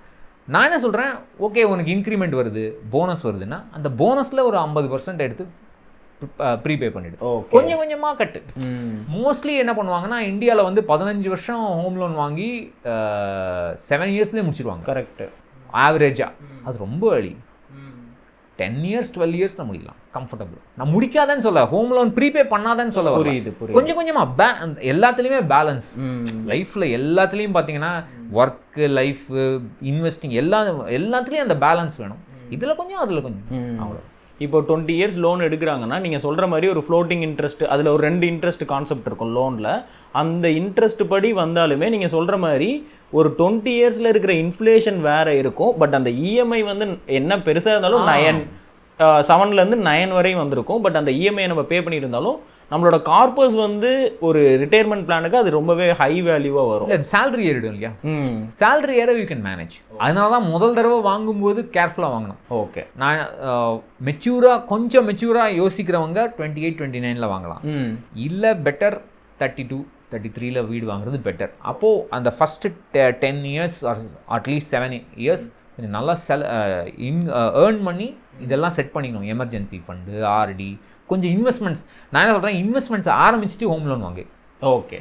ஸோ தட் உனக்கு வந்து அந்த இன்வெஸ்ட்மெண்ட் ஓடிக்கிட்டே இருக்கும். அட்லீஸ்ட் ஏதாவது ஓடும், கொஞ்சமாவது ஓடும். நிறைய பேர் இல்லை நான் எல்லாம் முடிச்சுட்டு பண்ணுறேன் நாங்கள், அது முடியவே டைம் தான் வேஸ்ட் ஆகும். ஓகே, என்ன முடியுதோ ஒரு 5000 ரூபாய் 3000 ரூபாய் ஏதோ ஒரு எஸ்ஐபி ஆரம்பிச்சிடும். அண்ட் அந்த எஸ்ஐபி ஹோம் லோன் இருக்கும்போது அதை கண்டினியூ பண்ணணும். ஓகே, அதை எஸ்ஐபியை டாப் அப் பண்ணலாம் கொஞ்சம் கொஞ்சமாக எப்போ முடியுதோ. ஹோம் லோனா போனஸ் வரும்போது, இன்க்ரிமெண்ட் வரும்போது, இல்லை நீ வேறு வேலைக்கு போகும்போது ஹையர் இன்க்ரிமெண்ட் வரும்போது, அப்போது அதை கொஞ்சம் கொஞ்சமாக ப்ரீபே பண்ணால் அந்த பேலன்ஸ் உன்னால் மேனேஜ் பண்ணணும். ஓகே, உங்கள் பாயிண்ட் ஆஃப் வியூவில் ஹோம் வந்து இருக்கணுமா இல்லை ரெண்டலே வந்து சமாளிச்சுக்கலாமா? இல்லைப்பா, இதெல்லாம் வந்து ரொம்ப எமோஷ்னல். ஓகே, இப்போ நான் வந்து எனக்கெல்லாம் இதெல்லாம் பேசுகிறதுக்கு எனக்கு அருதியே கிடையாதுன்னு சொல்லுவேன். ஏன்னா நான் வளர்ந்த வீடு வந்து எங்கள் தாத்தாவோட வீடு, எங்கள் கொழு தாத்தா வீடு. அவர் வந்து ஈஸ்ட் இந்தியா கம்பெனிலேருந்து அந்த லேண்ட் வாங்கினார். நாங்கள் சொல்கிறது ராதாகிருஷ்ணன் சாலை மயிலாப்பூரில் ப்ரைம் ப்ராப்பர்ட்டி, பெரிய பங்களா. அந்த வீட்டில் நான் இருந்தேன். எனக்கு வந்து இப்போ ஓடுறதுக்கு வெளியவே நான் போய் விளாடவே வேணாம், எனக்கு கிரவுண்டே தேவையில்லை, வீட்டுக்குள்ளேயே எல்லாமே பண்ணலாம். அங்கிருந்து நாங்கள் ஒரு சின்ன ஃப்ளாட்டுக்கு வந்தோம். அது ஏன்னா இதுவும் ஒரு இம்பார்ட்டன்ட் கான்செப்ட். எங்கள் கொள்ளு தாத்தா சம்பாதிச்ச அளவு எங்கள் தாத்தா சம்பாதிக்கல. சாரி, அவரோட இன்கம் கம்மி, அவரோட இன்கம் கூட அவருடைய பசங்களோட இன்கம் கம்மி. ஓகே, ஸோ அதனால் அந்த ஃபேமிலியில் வந்து அந்த சொத்து குறைஞ்சிட்டே வந்துருக்கு. அது பெரிய தப்பு. ஏன்னா நம்ம எவ்வளோ சம்பாதிக்கிறோமோ அதை விட ஜாஸ்தி பசங்க சம்பாதிக்கணும். At least minimum as a parent அதுதான் நம்மளுடைய ட்ரீம். அப்போ தான் வந்து வெல்த் இருக்கும். ஸோ நான் வந்து சொந்த வீட்லேயே இருந்ததுனால எனக்கு அதோடைய அருமை தெரியலன்னு தான் நான் சொல்லுவேன். ஓகே, ஓகே, நிறைய பேர் ஃப்ளாட்டில் இருப்பாங்க. அந்த ஃப்ளாட்டில் லேண்ட்லார்டு ஒழுங்காக இருந்தாங்கன்னா அதை போல் எதுவுமே இல்லை. கரெக்ட். சில பேர் லேண்ட்லார்ட்லாம் வந்து வரவே மாட்டாங்க வீடு பார்க்க. சில பேர் ரொம்ப நச்சு பண்ணுவாங்க, வந்துட்டே இருப்பாங்க, இதை பண்ணாத, இங்கே வைக்காத, பெயிண்ட் அடி, வருஷத்துக்கு பெயிண்ட் அடி, இது. அதனால அவங்க மாறிக்கிட்டே இருப்பாங்க வீடு. அந்த மாதிரி இருக்கவங்க வந்து எப்படியாவது ஏதோ ஒரு இடம்யா, ஏன் சின்ன 500 ஸ்கொயர் ஃபீட்னா கூட அது என்னோட இடம் அப்படின்னு ஸோ அது வந்து so is very emotional topic. Correct. But நான் என்ன சொல்கிறேன், எமோஷ்னல் டாப்பிக்காக இருந்தாலும் அவசரப்படக்கூடாது. கொஞ்சம் மற்றதையும் மக்கள் வந்து ரிட்டையர்மெண்ட்டை பற்றி எமோஷ்னலாகவே இருக்க மாட்டேங்க. கரெக்ட். நான் முதல்ல உங்கள்கிட்ட சொன்னது எப்படின்னா, எனக்கு அந்த 3 லட்சம் ரூபா கடன் வந்தபோது இந்த மாதிரி நான் கடன் வாழ்க்கையில் இருக்கக்கூடாது, எப்போவுமே நான் இண்டிபெண்ட்டாக இருக்கணும் அப்படிங்கிற ஒரு கோல் தான் என்னை இன்வெஸ்ட் பண்ணவே வச்சுது. ஸோ ஆட்டோமேட்டிக்காக எனக்கு அது ரிட்டையர்மெண்ட்லேயும் நான் இண்டிபெண்ட்டாக இருக்கணுங்கிறது தான் என்னுடைய கோல். ஓகே. நம்மளால் என்ன சொல்கிறான், அது அப்புறம் பார்த்துக்கலாம், 30 வருஷம் கழிச்சு இப்போ எதுக்கு நீ யோசிக்கிற, முதல்ல இந்த வேலையை கவனி, அந்த ஆட்டிடியூடு தான் இருக்கக்கூடாது. ஓகே. ரிட்டையர்மெண்ட்டை பற்றியும் எமோஷ்னலாக இருக்குது. ஏன்னா இப்போது ரிட்டையர்மெண்ட்னா நம்ம பேரண்ட்ஸ் ஏஜில் வந்து 60 இருந்தது. ஆமாம். இப்போலாம் ஆல்ரெடி இப்போ 55 கீழே வந்துட்டுருக்கு. ஆமாம். 50 நெக்ஸ்ட் ஃபியூ இயர்ஸில் 50 ஆகிடும். ஏன் 50 ஆகிடும்னா அவனுக்கு உடம்பு இல்லை, ஹெல்த் கான்ஷியஸ், அவன் பாட்டு கண்ணாப்பினான்னு வேலை பண்ணுறான், அவனுக்கு எல்லா பிரச்சனையும் வருது. வேலை பண்ணுறது மட்டும் இல்லை, அந்த ஐட்டம் 3:30 4:30 ஆனால் எங்கேயாவது ஒரு பஜ்ஜி கடைக்கு போயிடுவான். ஓகே. அந்த பாஸை வந்து கத்திட்டே இருக்கணும், அவனுடைய சூப்பர்வைசரோ பாஸையோ திட்டாமல் அவனுக்கு 2 பஜ்ஜி இறங்காது, 2 தம் இறங்காது. இல்லைன்னா அதுதான் அவனுடைய ஸ்ட்ரெஸ் ரிலீஃப். ஓகே. நீ ஸ்ட்ரெஸ் ரிலீவ் வந்து ஹெல்த்தியாக பண்ணணும், அதுவும் நீ தப்பாக பண்ணுறேன்னா எல்லா பிரச்சனையும் வரும். கொலஸ்ட்ரால் வரும். நான் தான் இந்த ஃபுட் யூடியூபர்ஸ்க்கும் அதே பிரச்சனை. இந்த ஃபுட் யூடியூபர்ஸ்லாம் பார்த்தீங்கன்னா 100 சப்ஸ்கிரைபர் இருக்கும்போது ஒல்லியாக இருப்பான், இந்த 3 லட்சம் சப்ஸ்கிரைபர் இருக்கும்போது அவனுக்கு நல்லா போயிடும். எல்லாம் அவன் ஹெல்த்து செக்அப் பண்ணால் என்ன ஆகும்னு தெரியாது. ஸோ இதுதான் ப்ராப்ளம். 50 தான் ரிட்டையர்மெண்ட் ஏஜ். ஸோ உங்களுக்கு டைம் இல்லை, டைம் போயிட்டே இருக்குது. எவ்வளவு நம்மளால் சேமிக்க முடியுமோ, இன்வெஸ்ட் பண்ண முடியுமோ அவ்வளோவுக்கு எவ்வளோ அது பில்ட் ஆகிறதுக்கு டைம் கொடுக்கணும் நம்ம. ஓகே. அதுதான் நம்ம. ஆனால் ரெண்டுத்தையும் பேலன்ஸ் பண்ணணும்.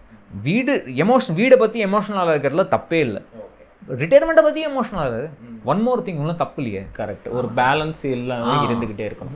பேலன்ஸுங்கிறது 50-50 பேலன்ஸ் வேண்டாம். ஓகே.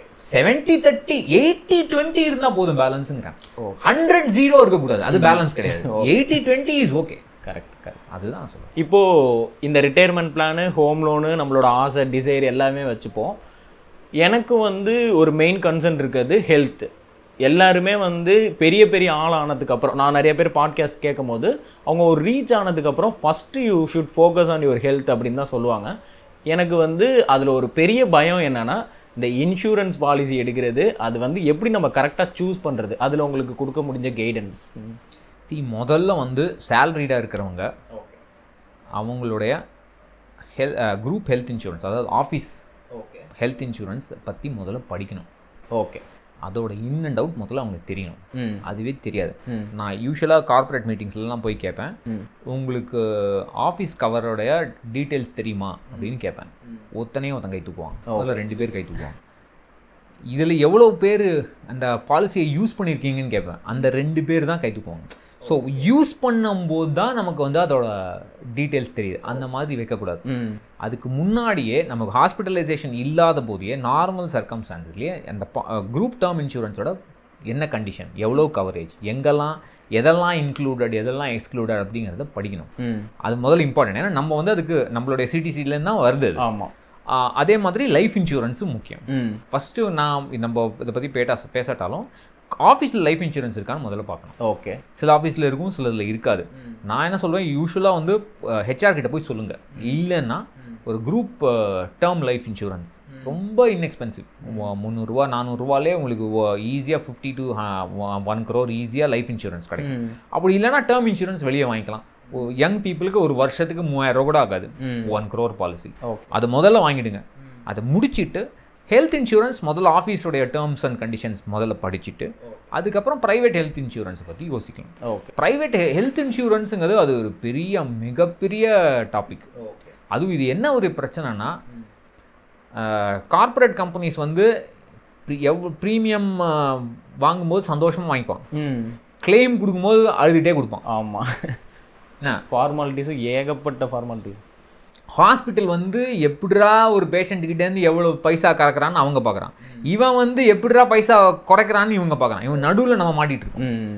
ஸோ வந்து இது நிறைய பேருக்கு பட்டு தான் இது எக்ஸ்பீரியன்ஸ் வரும். பட் எவ்வளோக்கு எவ்வளோ டேர்ம் இன்சூரன்ஸ் பாலிசியில் ஒரு பேசிக்கான பாலிசியிலோட கண்டிஷன்ஸ் பற்றி படிக்கிறது தெரிஞ்சுக்கணும். அதாவது ஒரு பாலிசி எடுத்தோம்னா டேர்ம்ஸ் அண்ட் கண்டிஷன்ஸை படித்து அது என்னென்னு புரிஞ்சுக்கிறதுக்கு இதெல்லாம் வந்து பிரச்சனை இல்லாத போது தான் பண்ண முடியும். ஓகே. பிரச்சனை வந்ததுக்கப்புறம் அவசரம் இருக்காது. அதனால ரொம்ப பண்ண போகிறோம், நம்ம டேர்ம் ஹெல்த் இன்சூரன்ஸ் வாங்க போகிறோம் அப்படிங்கிற ஒரு பிளான் போட்டுட்டு இந்த வீக்கெண்ட் நான் 1 hour இதுக்கு செலவழிக்க போகிறேன் அப்படின்னு ஷெடியூல் போட்டு பண்ணால் ஈஸியாக இருக்கும். ஓகே. அதுக்காக உட்காந்து 6 மணி நேரம் 7 மணி நேரம்லாம் யாராலையும் முடியாது. ஓகே. ஸோ அதை பண்ணிவிட்டு ஹெல்த் இன்சூரன்ஸ் இப்போ நிறைய கம்பெனிஸ் இருக்குது, ப்ரைவேட் பிளேயர்ஸ் இருக்காங்க, பிஎஸ்யூ கம்பெனிஸ் இருக்குது. இதுக்கு முன்னாடி போகிறதுக்கு முன்னாடி சார் ஒரு சின்ன டிஃப்ரென்ஸ். இப்போ லைஃப் இன்சூரன்ஸ்னால் எப்படி போகும், அதோட பெனிஃபிட்ஸ் எப்படி இருக்கும், ஹெல்த் இன்சூரன்ஸ்னால் எப்படி போகும், அதோட பெனிஃபிட்ஸ் எப்படி இருக்கும். ஸோ லைஃப் இன்சூரன்ஸ் வந்து நான் சொல்கிற பாலிசி வந்து ரிட்டர்ன்லாம் இல்லாத பாலிசி. இந்த மணி பேக் ஸ்கீமு, இந்த என்ன சொல்லுவாங்க, அந்த கேஷ் அந்த என்ன சொல்லுவாங்க போனஸ், சாரி போனஸ் 5 yearsல ஒரு அமௌண்ட் கொடுப்பாங்க, அதெல்லாம் எதுவுமே கிடையாது. ஓகே. பாலிசி ஹோல்டர் செத்தா நாமினிஸ்க்கு பணம். ஓகே. அவ்வளோதான். அது லைஃப் இன்சூரன்ஸ். அவ்வளோதான். Very simple logic. ஓகே. அது வந்து பேசிக்காக வேணும். ஏன்னா நிறைய யங் பீப்புள் நான் இறந்து பார்த்துருக்கேன். ஒன்று எங்கள் பிஹெச்டி பண்ணுற பையன் எங்கள் டிபார்ட்மெண்ட்டில் பிஹெச்டி பண்ணுறான். அவனுக்கு பிஹெச்டிக்கு ஒரு ஸ்டைஃபண்ட் வரும். பேரண்ட்ஸ் 2 பேரும் old, very elderly people, senior citizens. Okay. அவங்க ஃபார்மர்ஸ், அவங்க இப்போ எதுவும் ஃபார்மிங்கும் பண்ணுறதில்ல, ஏன்னா அவங்களுக்கு வயசாயிடுச்சு. இவன் மட்டும்தான் அவனுடைய செலவுக்கு மீறி அவன் பைசா கொடுத்துட்ருக்கான். ட்ரெக்கிங் போகும்போது கால் தவறி காலி. ஸோ அவ்வளோ என்ன பண்ணுவான் அந்த ஃபேமிலிக்கு? அந்த ஃபேமிலிக்கு என்ன பண்ண முடியும்? ஓகே, அவன் பையன் போயிட்டாங்கிற சோகம் ஓகே, பட் அவங்க சாப்பிடணுமே. அந்த சோகத்தெல்லாம் தாண்டி தே ஹேவ் டு சர்வைவ். இல்லை, அவனை நம்பி தான் இருந்திருப்பான். அதனால என்ன பண்ணணும்னா, இப்போ பேரண்ட்ஸ் கிட்ட கேட்டால் கத்துவாங்க, உனக்கு எதுக்கிட்டா லைஃப் இன்சூரன்ஸ் பாலிசி, அதெல்லாம் நல்லா இருப்பேன் அப்படிலாம் சொல்லுவாங்க. அதெல்லாம் அவங்கள்ட்ட கேட்கக்கூடாது. இப்போ எடுத்துட்டு அவங்க பேரை நாமினியாக போட்டுட்டு இங்கே வச்சிருக்கேன்னு சொல்லிட்டு விட்டுரும். முதல்ல அவங்களுக்கு தெரியணும் அது இருக்குன்னு. அது ஏன்னா தெரியாமையே நிறைய பேர் இருக்காங்க. ஸோ அந்த basic arrangement is very important. Okay. Health insurance வந்து ஹாஸ்பிட்டலைஸ் ஆனால் கவரேஜ் வரும். ஓகே. இதுலேயே வந்து மேஜர் டிஃப்ரென்ஸ் என்னென்னா, ரூம் ரெண்ட் சப்ளிமெண்ட்னு ஒன்று இருக்குது. இப்போ இதில் வந்து எப்படின்னா, ஹெல்த் இன்சூரன்ஸ் கவர்ஸில் சில பேர் என்ன சொல்லுவாங்க, 1% ஆஃப் சம் இன்சூர்ட், அவ்வளோதான் நீ ரூம் ரெண்ட் எடுக்கலாம். இப்போது 5 லட்சத்துக்கு நீ பாலிசி வாங்கினேன்னா, ஹெல்த் இன்சூரன்ஸ் வாங்கினேன்னா, ரூம் ரெண்ட் வந்து 5000 ரூபாய்க்கு மேலே இருக்கக்கூடாது. நீ 5000 ரூபாய்க்கு மேலே எடுத்தீங்கன்னா உன்னுடைய doctor fees, nursing fees, medicines எல்லாமே கம்மியாக தான் உனக்கு கிளைம் வரும் ஹெல்த் இன்சூரன்ஸ்லேருந்து. ஓகே. எல்லாமே linked to room rent. So room rent அந்த மாதிரி கண்டிஷன்ஸ் இல்லாத, ரூம் ரெண்ட் சப்லிமிட்ஸ் இல்லாத பாலிசி வாங்குறது பெட்டர். ஓகே, பட் கண்டிப்பாக மார்க்கெட்டில் அதோட ரேட் ஹையாக இருக்கும் அந்த ரூம் ரெண்ட். இல்லை, அது எப்படின்னா இப்போ நீங்கள் இப்போ இருக்கிற சுச்சுவேஷன் படி 50% ஆஃப் த மார்க்கெட் ஷேர் வந்து எல்லா PSU கவர்மெண்ட் பாலிசிஸ், அதாவது United India, Oriental insurance, New India assurance, இவங்க தான் 50% of the market share. Okay, மீதி 50% தான் ப்ரைவேட்டாக இருக்குது. ஆமாம், அதனால் இவங்க அதுலேயும் வந்து ஒரு 15 பேர் இருக்காங்கன்னு வச்சுங்களேன். இண்டிவிஜுவல் மார்க்கெட் ஷேர் ரொம்ப கம்மி. ஓகே, ஸோ அவன் மார்க்கெட் ஷேர் இன்க்ரீஸ் பண்ணுறதுக்காக எவ்வளவு சலுகை வேணால் அவனுக்கு கொடுப்பான். ஓகே, ஆனால் மார்க்கெட் ஷேர் ஏறினதுக்கப்புறம் ப்ளஸ் உனக்கு இந்த மாதிரி கொரோனா மாதிரி டைமில் கண்ணாப்பினான்னு கிளைம்ஸ் வந்ததுன்னா ஆட்டோமேட்டிக்காக அந்த சலுகைகள்லாம் குறைஞ்சிடும். ஓகே, ஸோ ஹெல்த் இன்சூரன்ஸில் என்ன ஒரு மிகப்பெரிய டிஃப்ரென்ஸ் கம்பேர்ட் டு லைஃப் இன்சூரன்ஸ்னால், ஒன்று ப்ரீமியம் லைஃப் இன்சூரன்ஸில் கான்ஸ்டன்ட். ஓகே, ஏறவே ஏறாது. ஒன்ஸு நீ 25 வயசில் என்ன ப்ரீமியம் கட்டுறியோ 55 வயசுலேயும் அதே ப்ரீமியம் தான் கட்டுவேன். ஆனால் ஹெல்த் இன்சூரன்ஸ் ஏறிட்டே போகும், ப்ரீமியம் ஏறிட்டே போகும். கரெக்ட். ப்ளஸ் அந்த ஹெல்த் இன்சூரன்ஸ் கம்பெனிக்கு வந்து ப்ராஃபிட் கம்மியாச்சுன்னா ப்ரீமியம் ஏற்றுவான். ஸோ ஒரு வருஷமும் பாலிசி கண்டிஷன்ஸ் மாறலாம். ஓகே, ஏன்னா லைஃப் இன்சூரன்ஸில் கான்ஸ்டன்ட், எல்லாமே கான்ஸ்டன்ட், மாறவே மாறாது. இதில் நீங்கள் ஸோ வருஷம் என்ன மாறுதுங்கிறத வேற நம்ம ட்ராக் பண்ணி வச்சோம். ஆமாம். ஸோ மெயின் வந்து அந்த ரூம் ரெண்ட் சப்ளிமெண்ட் இல்லாமல் வாங்குறோம். ஓகே, அதுக்கப்புறம் கோபேன்னு ஒன்று இருக்குது. கோபேனா நீ 10% கட்டினா நான் மீதி 90% கட்டுவேன். அந்த மாதிரி ஒரு அரேஞ்ச்மெண்ட் இருக்குது. அது இல்லாமல் வாங்குறது பெட்டர். ஓகே, மெயினாக இதுதான். நம்ம மக்கள் என்ன பண்ணுவாங்க, அவன் அட்வர்டைஸ் பண்ணுற ஃபீச்சர்ஸை வச்சு அவங்க என்ன சொல்லுவாங்க, சம் அப்படியே சம் இன்சூர்ட் வந்து அப்படியே டபுள் ஆகும், it will be given back to you. அதெல்லாம் எவ்வளோ பேருக்கு ஆகும்? இப்போது நம்ம வந்து 5 லட்சம் ரூபாய்க்கு கவர் வாங்கியிருக்கோம்னா, ஓகே, 5 லட்சம் ரூபாயும் ஃபுல்லாக எக்ஸாஸ்ட் பண்ணுறது ரொம்ப ரேர். ஒரு 30 வருஷத்தில் பாலிசியில் மேபி ஒன்ஸ் ஆர் ட்வைஸ் ஆகலாம். பட் முக்கால்வாசி time it's not going to happen. அவன் என்ன சொல்வான், நீ 5 லட்சம் ரூபாய் நீ எக்ஸாஸ்ட் பண்ணனா நான் திருப்பி அதை டபுள் ஆகி திருப்பி உனக்கு ரெஸ்டோர் பண்ணி கொடுத்துருவேன், திருப்பி 5 லட்சம் ரூபாய் கொடுப்பேன். ஓகே, அந்த மாதிரி கண்டிஷன்ஸ்லாம் அவன் அதாவது இந்த கேக்கை வந்து மேலே இருக்கிற செடியை பார்த்து வாங்கக்கூடாது, உள்ளே கட் பண்ணி உள்ளே என்ன இருக்குன்னு பார்த்து டேஸ்ட் பண்ணி வாங்கணும். அதுதான் நம்ம மக்கள் பண்ணுறது தப்பு. அவங்க அட்வர்டைஸ் அவன் வந்து முக்கியம்னு அட்வர்டைஸ் பண்ணுற கான்செப்ட் நமக்கு முக்கியம் இல்லைங்கிற ஒரு தம் ரூல். கரெக்ட். இன்னும் கொஞ்சம் இதுவும் பார்ப்போம், நான் மேரேஜ் பண்ணால் உங்களுக்கு ஒரு பெனிஃபிட் தரும், குழந்தை பிறந்தா அந்த இன்சூரன்ஸ்லேயே வந்து இந்த மாதிரி ஒன்று இருக்கும். பட் நிறைய பேர் சொல்கிறது வந்து அதெல்லாம் நீங்கள் பார்க்கவே தேவையில்ல. கரெக்டாக ப்ரெக்னன்சிக்கு வந்து இன்சூரன்ஸ் எதுக்கு தேவை? எவ்வளோ தடவை உங்கள் ஒய்ஃப் ப்ரெக்னெண்ட்டாக போகிறாங்க? ஒரு வாட்டி இல்லைன்னு 2 வாட்டி மேக்ஸிமம். அதுக்கு மேலே யாருக்கும் இப்போ பணம் இல்லை, 3 குழந்தைலாம் பெற்றுக்கிறதுக்கு வாய்ப்பே இல்லை. ஸோ அது எதுக்கு நீ கையால் கொடுத்துட்டு போயேன்? கரெக்ட். அந்த மெச்சூரிட்டி இருக்கணும். இல்லைன்னா அதே ப்ரீமியம் நீ வாழ்நாள் பூரா கட்டணும். நீ 40 வயசு 50 வயசுக்கு அந்த எக்ஸ்ட்ரா லோடட் ப்ரீமியம் நீ கட்டிகிட்டே இருக்கணும். கரெக்ட். தேவையில்லாத விஷயம். ஸோ அதுதான், அதெல்லாம் கொஞ்சம் யோசிச்சு வாங்குறதும். இது ரொம்ப டீப் டாபிக், இது பேசிக்கான இது இருக்கலாம். அந்த கிளாரிட்டி மட்டும் இப்போதைக்கு நம்ம கொடுப்போம். இதிலே இப்போ இன்சூரன்ஸ் எடுக்கும் போது நான் என்ன யோசிப்பேன்னா, நான் போய் ஒரு மெடிக்கலில் இருக்கும் போது நான் வந்து அதுக்கும் ஃபீல் பண்ணணும், இந்த மெடிக்கல்காரவங்கள்ட்ட போய் டாக்குமெண்ட்ஸ் எல்லாம் சப்மிட் பண்ணுறதுக்கும் ஃபீல் பண்ணணும். நான் ஏன் வந்து ஒரு எமர்ஜென்சி ஃபண்டே ஒரு பக்காவான ஃபண்டாக பில்ட் பண்ணக்கூடாது அப்படின்னு யோசிப்பேன். எனக்கு வந்து இப்போ ஒரு 25 அந்த ஏஜ் இருக்கிறனால நான் அப்படி யோசிப்பேன். இன்னொன்று வந்து நமக்கு தெரியாது மெடிக்கல் ஃபீல்டில் என்னென்ன மாதிரி நடக்கும், கோர்ஸ் கணக்கில் கூட போகும். அப்படி வந்து நம்ம பீட் பண்ண முடியுமா அந்த ஹெல்த் இன்சூரன்ஸை? ஒரே ஒரு, அதாவது நான் வந்து ஹாஸ்பிட்டலில் நிறைய இருந்திருக்கேன்ப்பா. இப்போ பேஷண்ட்டாக இருந்ததோட அட்டெண்டராக இருந்திருக்கேன். ஓகே. ஸோ நான் ஹாஸ்பிட்டலில் வெயிட் பண்ணி நான் பல ஹவர்ஸ் வெயிட் பண்ணியிருக்கேன். அதுவும் நான் ஃபோனெல்லாம் பண்ணேன். எனக்கு வந்து மக்கள்லாம் என்ன பேசுகிறாங்கங்கிறத பார்க்க பிடிக்கும். ஓகே. சில பேர்லாம் ஐசியூ வெளியே நீ உட்காரும்போது யாராவது 2 பேர் அழாமல் பார்ப்பா. நான் ஒரு நாள் கூட போனதில்லை. எதுக்கு அழறான்னா, உள்ள ஐசியூவில் இருக்கானே நான் வாழலை, பணம் இல்லையான்னு அழறான். நான் தப்பாக சொல்லலை, பட் இன்னும் ப்ராக்டிக்கல் இதுதான். பணம் இல்லை. அதாவது ஒரு ஐசியூ ஸ்டே 4 நாள் ஐசியூ ஸ்டேனா எமர்ஜென்சி ஃபண்ட்லாம் புஷ்ஷுன்னு போயிடும், காணாம போயிடும். அதாவது நீ சொல்கிற லாஜிக் எப்படின்னா, எமர்ஜென்சி ஃபண்ட் டெஃபினட்டாக முக்கியம். ஏன்னா ஹெல்த் இன்சூரன்ஸ் வந்து கிளைம் கொடுப்பானா இல்லையான்னு தெரியாது நம்ம. ஆமாம். பட் அதெல்லாம் வந்து ஒரு 10 வருஷம் 15 வருஷம் பில்ட் பண்ணி அது பாட்டுக்கு தொடாமல் அது இருந்தால் maybe it will help. Initial ஸ்டேஜஸில் இப்போது ஒரு 20 to 30 இருக்கிறவனுக்கு மெயின் ஹெல்த் இன்சூரன்ஸ் கிளைம் அவங்களுடைய அம்மா அப்பாவை தான் இருக்கும். ஏதாவது ஒரு சின்ன சர்ஜரினா கூட மினிமம் ஹாஸ்பிட்டலில் போய் காலடி வச்சாலே 1 லட்சம் மினிமம் போகிற ஹாஸ்பிட்டல்ஸ் இருக்காங்க.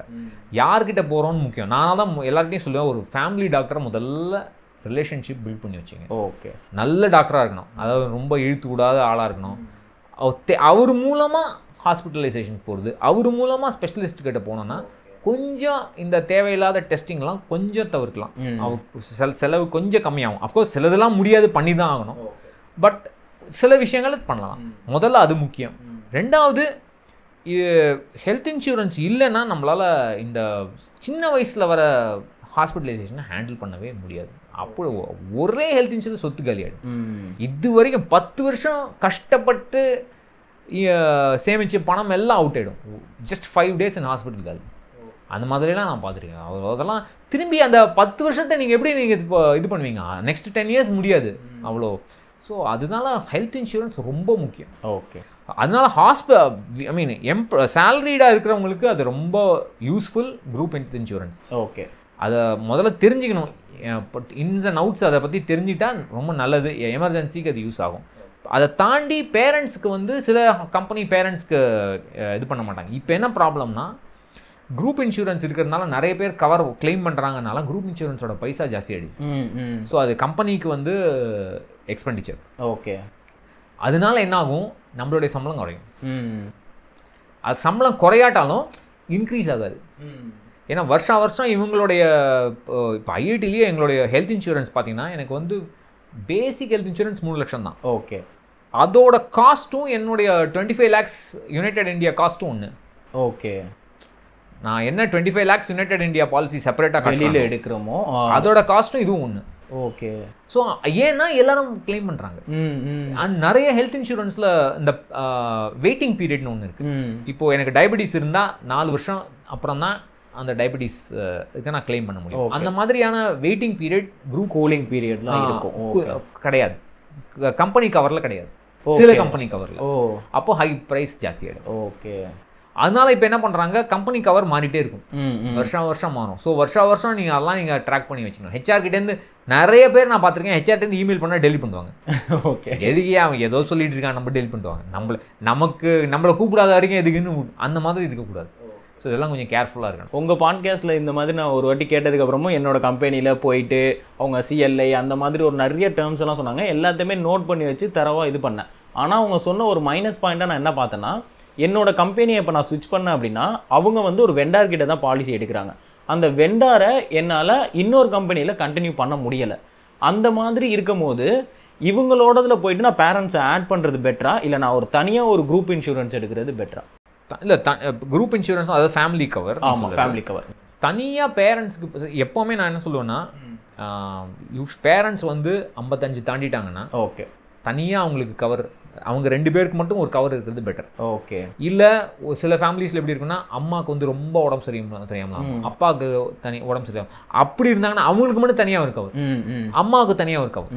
அப்படி எடுத்துட்டோம்னா நம்ம ஃபேமிலிக்கு ஒரு தனி கவர். ஓகே, நான் ஒய்ஃபு குழந்தைங்க அவங்களுக்கு ஒரு தனி. ஓகே, என் பேரில் இருக்கும் நாமினிஸ் மாதிரி அவங்க இருப்பாங்க. பட் என்னோட ஹெல்த்தை ப்ரொபோசர் நீ தான். ஓகே, டாக்ஸ் பெனிஃபிட்ஸ் உனக்கு தான் வரும். ஓகே, ப்ரொபோசர் நீ தான், பட் இன்ஷூர்ட் அவங்க. அந்த மாதிரி இண்டிவிஜுவலாக வச்சுட்டோம்னா அவன் என்ன அட்வான்டேஜ்னா, எல்லாரையும் சேர்த்தோம்னு வச்சுங்க, சிக்கஸ்ட் பர்சன் யாரோ அவங்களுடைய ப்ரீமியம் அதை வச்சு தான் ப்ரீமியம் டிசைட் பண்ணுவோம். அப்போ எல்லாருக்கும் அதே ப்ரீமியம் வரும், அது எக்ஸ்பென்சிவாக போயிடும். அடுத்து ஒரு கான்செப்ட், இதுவும் வந்து ஒரு மிக பெருசு தான், நம்ம சின்னதாக கவர் பண்ணுவோம். இப்போ நான் ஐடியில் கவர்மெண்ட்டில் ஒர்க் பண்ணுறோம். இவங்களுக்கு ஒரு டேக்ஸ் பிளான் வேணும். ஃபஸ்ட்டு வந்து மியூச்சுவல் ஃபண்ட்குள்ளே போகிறதே வந்து ஓரளவுக்கு வந்து சேலரி இன்க்ரீஸ் ஆனதுக்கப்புறம் நம்ம கண்டிப்பாக வந்து டேக்ஸ் ரிடம்ஷனுக்கு ஏதாவது போகணும். ஒன்று ஹெல்த் இன்சூரன்ஸ் எடுத்துருவோம். அடுத்து நம்ம போகிற மிகப்பெரிய விஷயம் வந்து மியூச்சுவல் ஃபண்டு தான். இந்த ஐடி பீப்புள், இந்த கவர்மெண்ட் பீப்புளுக்கு டேக்ஸ் பிளான்ஸுக்கு எந்த மாதிரி இன்வெஸ்ட்மெண்ட் சொல்லுவீங்க? எதுவுமே வேணாம் இப்போ. ஓகே, அதான் ஒரு அட்வான்டேஜ். ஆனால் நான் டேக்ஸ் பல்காக கட்டுறேனே, ஒன்றுமே வேண்டாம். New tax regime. Okay, new tax ரெஜீமில் ஏடிசி எதுவுமே இல்லை, எதுவுமே டிடக்ஷன்ஸ் இல்லை. ஆனால் நீங்கள் என்னதான் நீங்கள் ஏடிசியில் கஷ்டப்பட்டு 1.5 lakhs 80Dலாம் சேர்த்தாலும் ஓல்ட் டேக்ஸ் ரெஜீமில் இருக்கிற டேக்ஸை விட கம்மி நியூ டேக்ஸ் ரெஜீமில். ஓகே, ஒரே ஒரு எக்ஸப்ஷன், ஹோம் லோன் இன்ட்ரெஸ்ட் இருக்கிறவங்களுக்கு மேக்ஸிமம், அதுவும் அந்த 2 lakhs ஃபுல்லாக இன்ட்ரெஸ்ட் இருக்கிறவங்களுக்கு மட்டும்தான் new old tax regime beneficial. Okay, அப்படி இல்லாதவன் யங் பீப்புளெல்லாம் கண்ணை மூடிக்கிட்டு இந்த மாதிரி ப்ராடக்ட்லாம் வாங்காமல் இந்த யூலிப் வாங்குறது, டேக்ஸ் சேவிங் எஃப்டி வாங்குறது, மியூச்சுவல் ஃபண்ட் இஎல்எஸ்எஸ் வாங்குறது எல்லாத்தையும் தவிர்த்துட்டு கண்ணை மூடிட்டு நியூ டேக்ஸ் ரெஜிம்.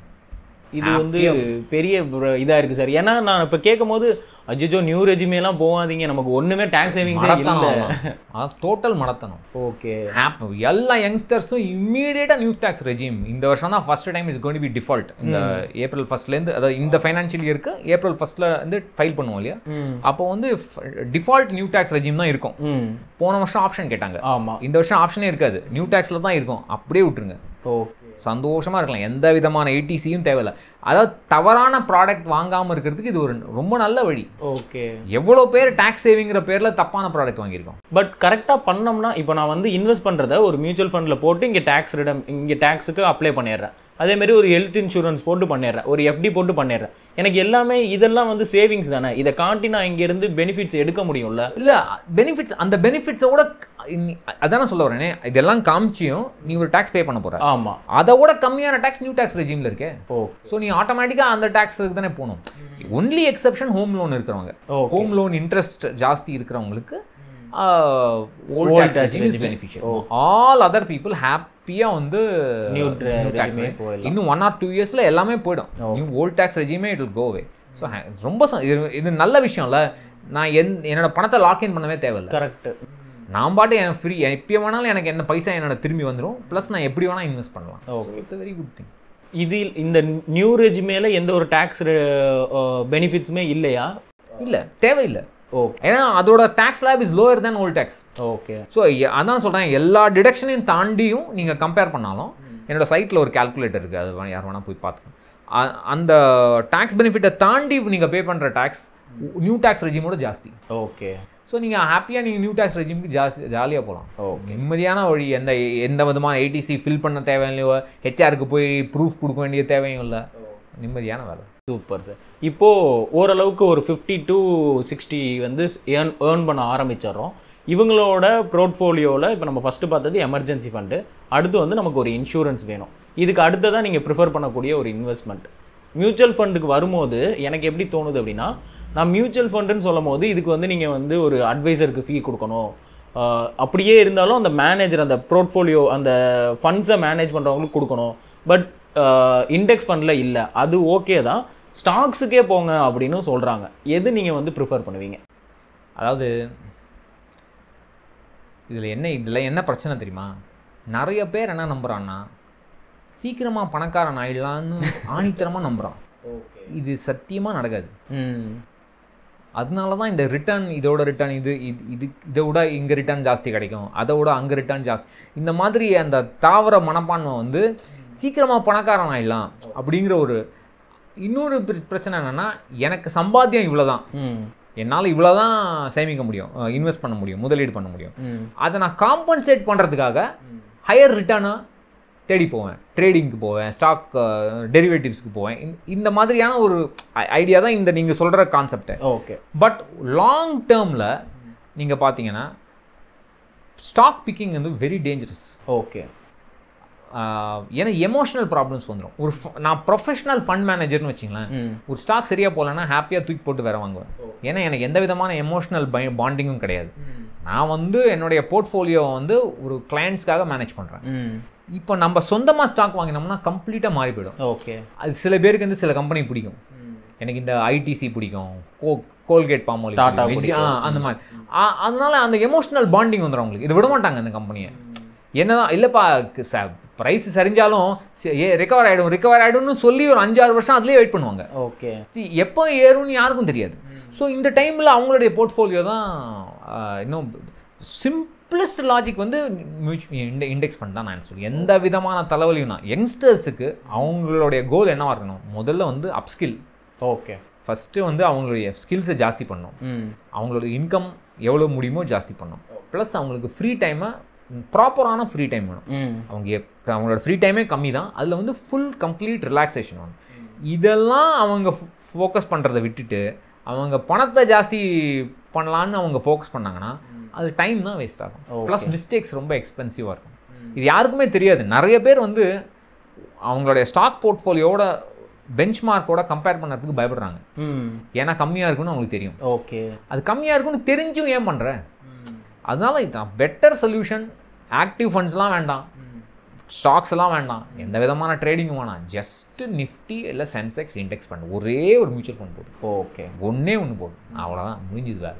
அப்புறம் உன்னுடைய ஃப்ரீ டைமை சந்தோஷமாக நீ என்ஜாய் பண்ணு. இந்த மாதிரி ஒரு பேஷன் ப்ராஜெக்டில் போடு. கரெக்ட். இல்லை ஹெல்த்துக்கு இன்னும் ட்ரெக்கிங் போ, இல்லை இன்னும் வாக்கிங் போ, சைக்கிளிங் போ, ஏதோ ஒன்று பண்ண. தேவையில்லாமல் அந்த ஸ்டாக்கை போட்டு நம்ம நோண்டிக்கிட்டே இருக்கிறதுக்கு ஸ்கில்ஸை இன்னும் கொஞ்சம் அப்கிரேட் பண்ணுறதுல கான்சன்ட்ரேட். ஏன் சொல்ல வரேன்னா, இந்த மாதிரி ஸ்டாக் போர்ட்ஃபோலியோ இருக்கிறவங்க என்ன பண்ணுவாங்க, ட்விட்டர்லேயே இருப்பாங்க.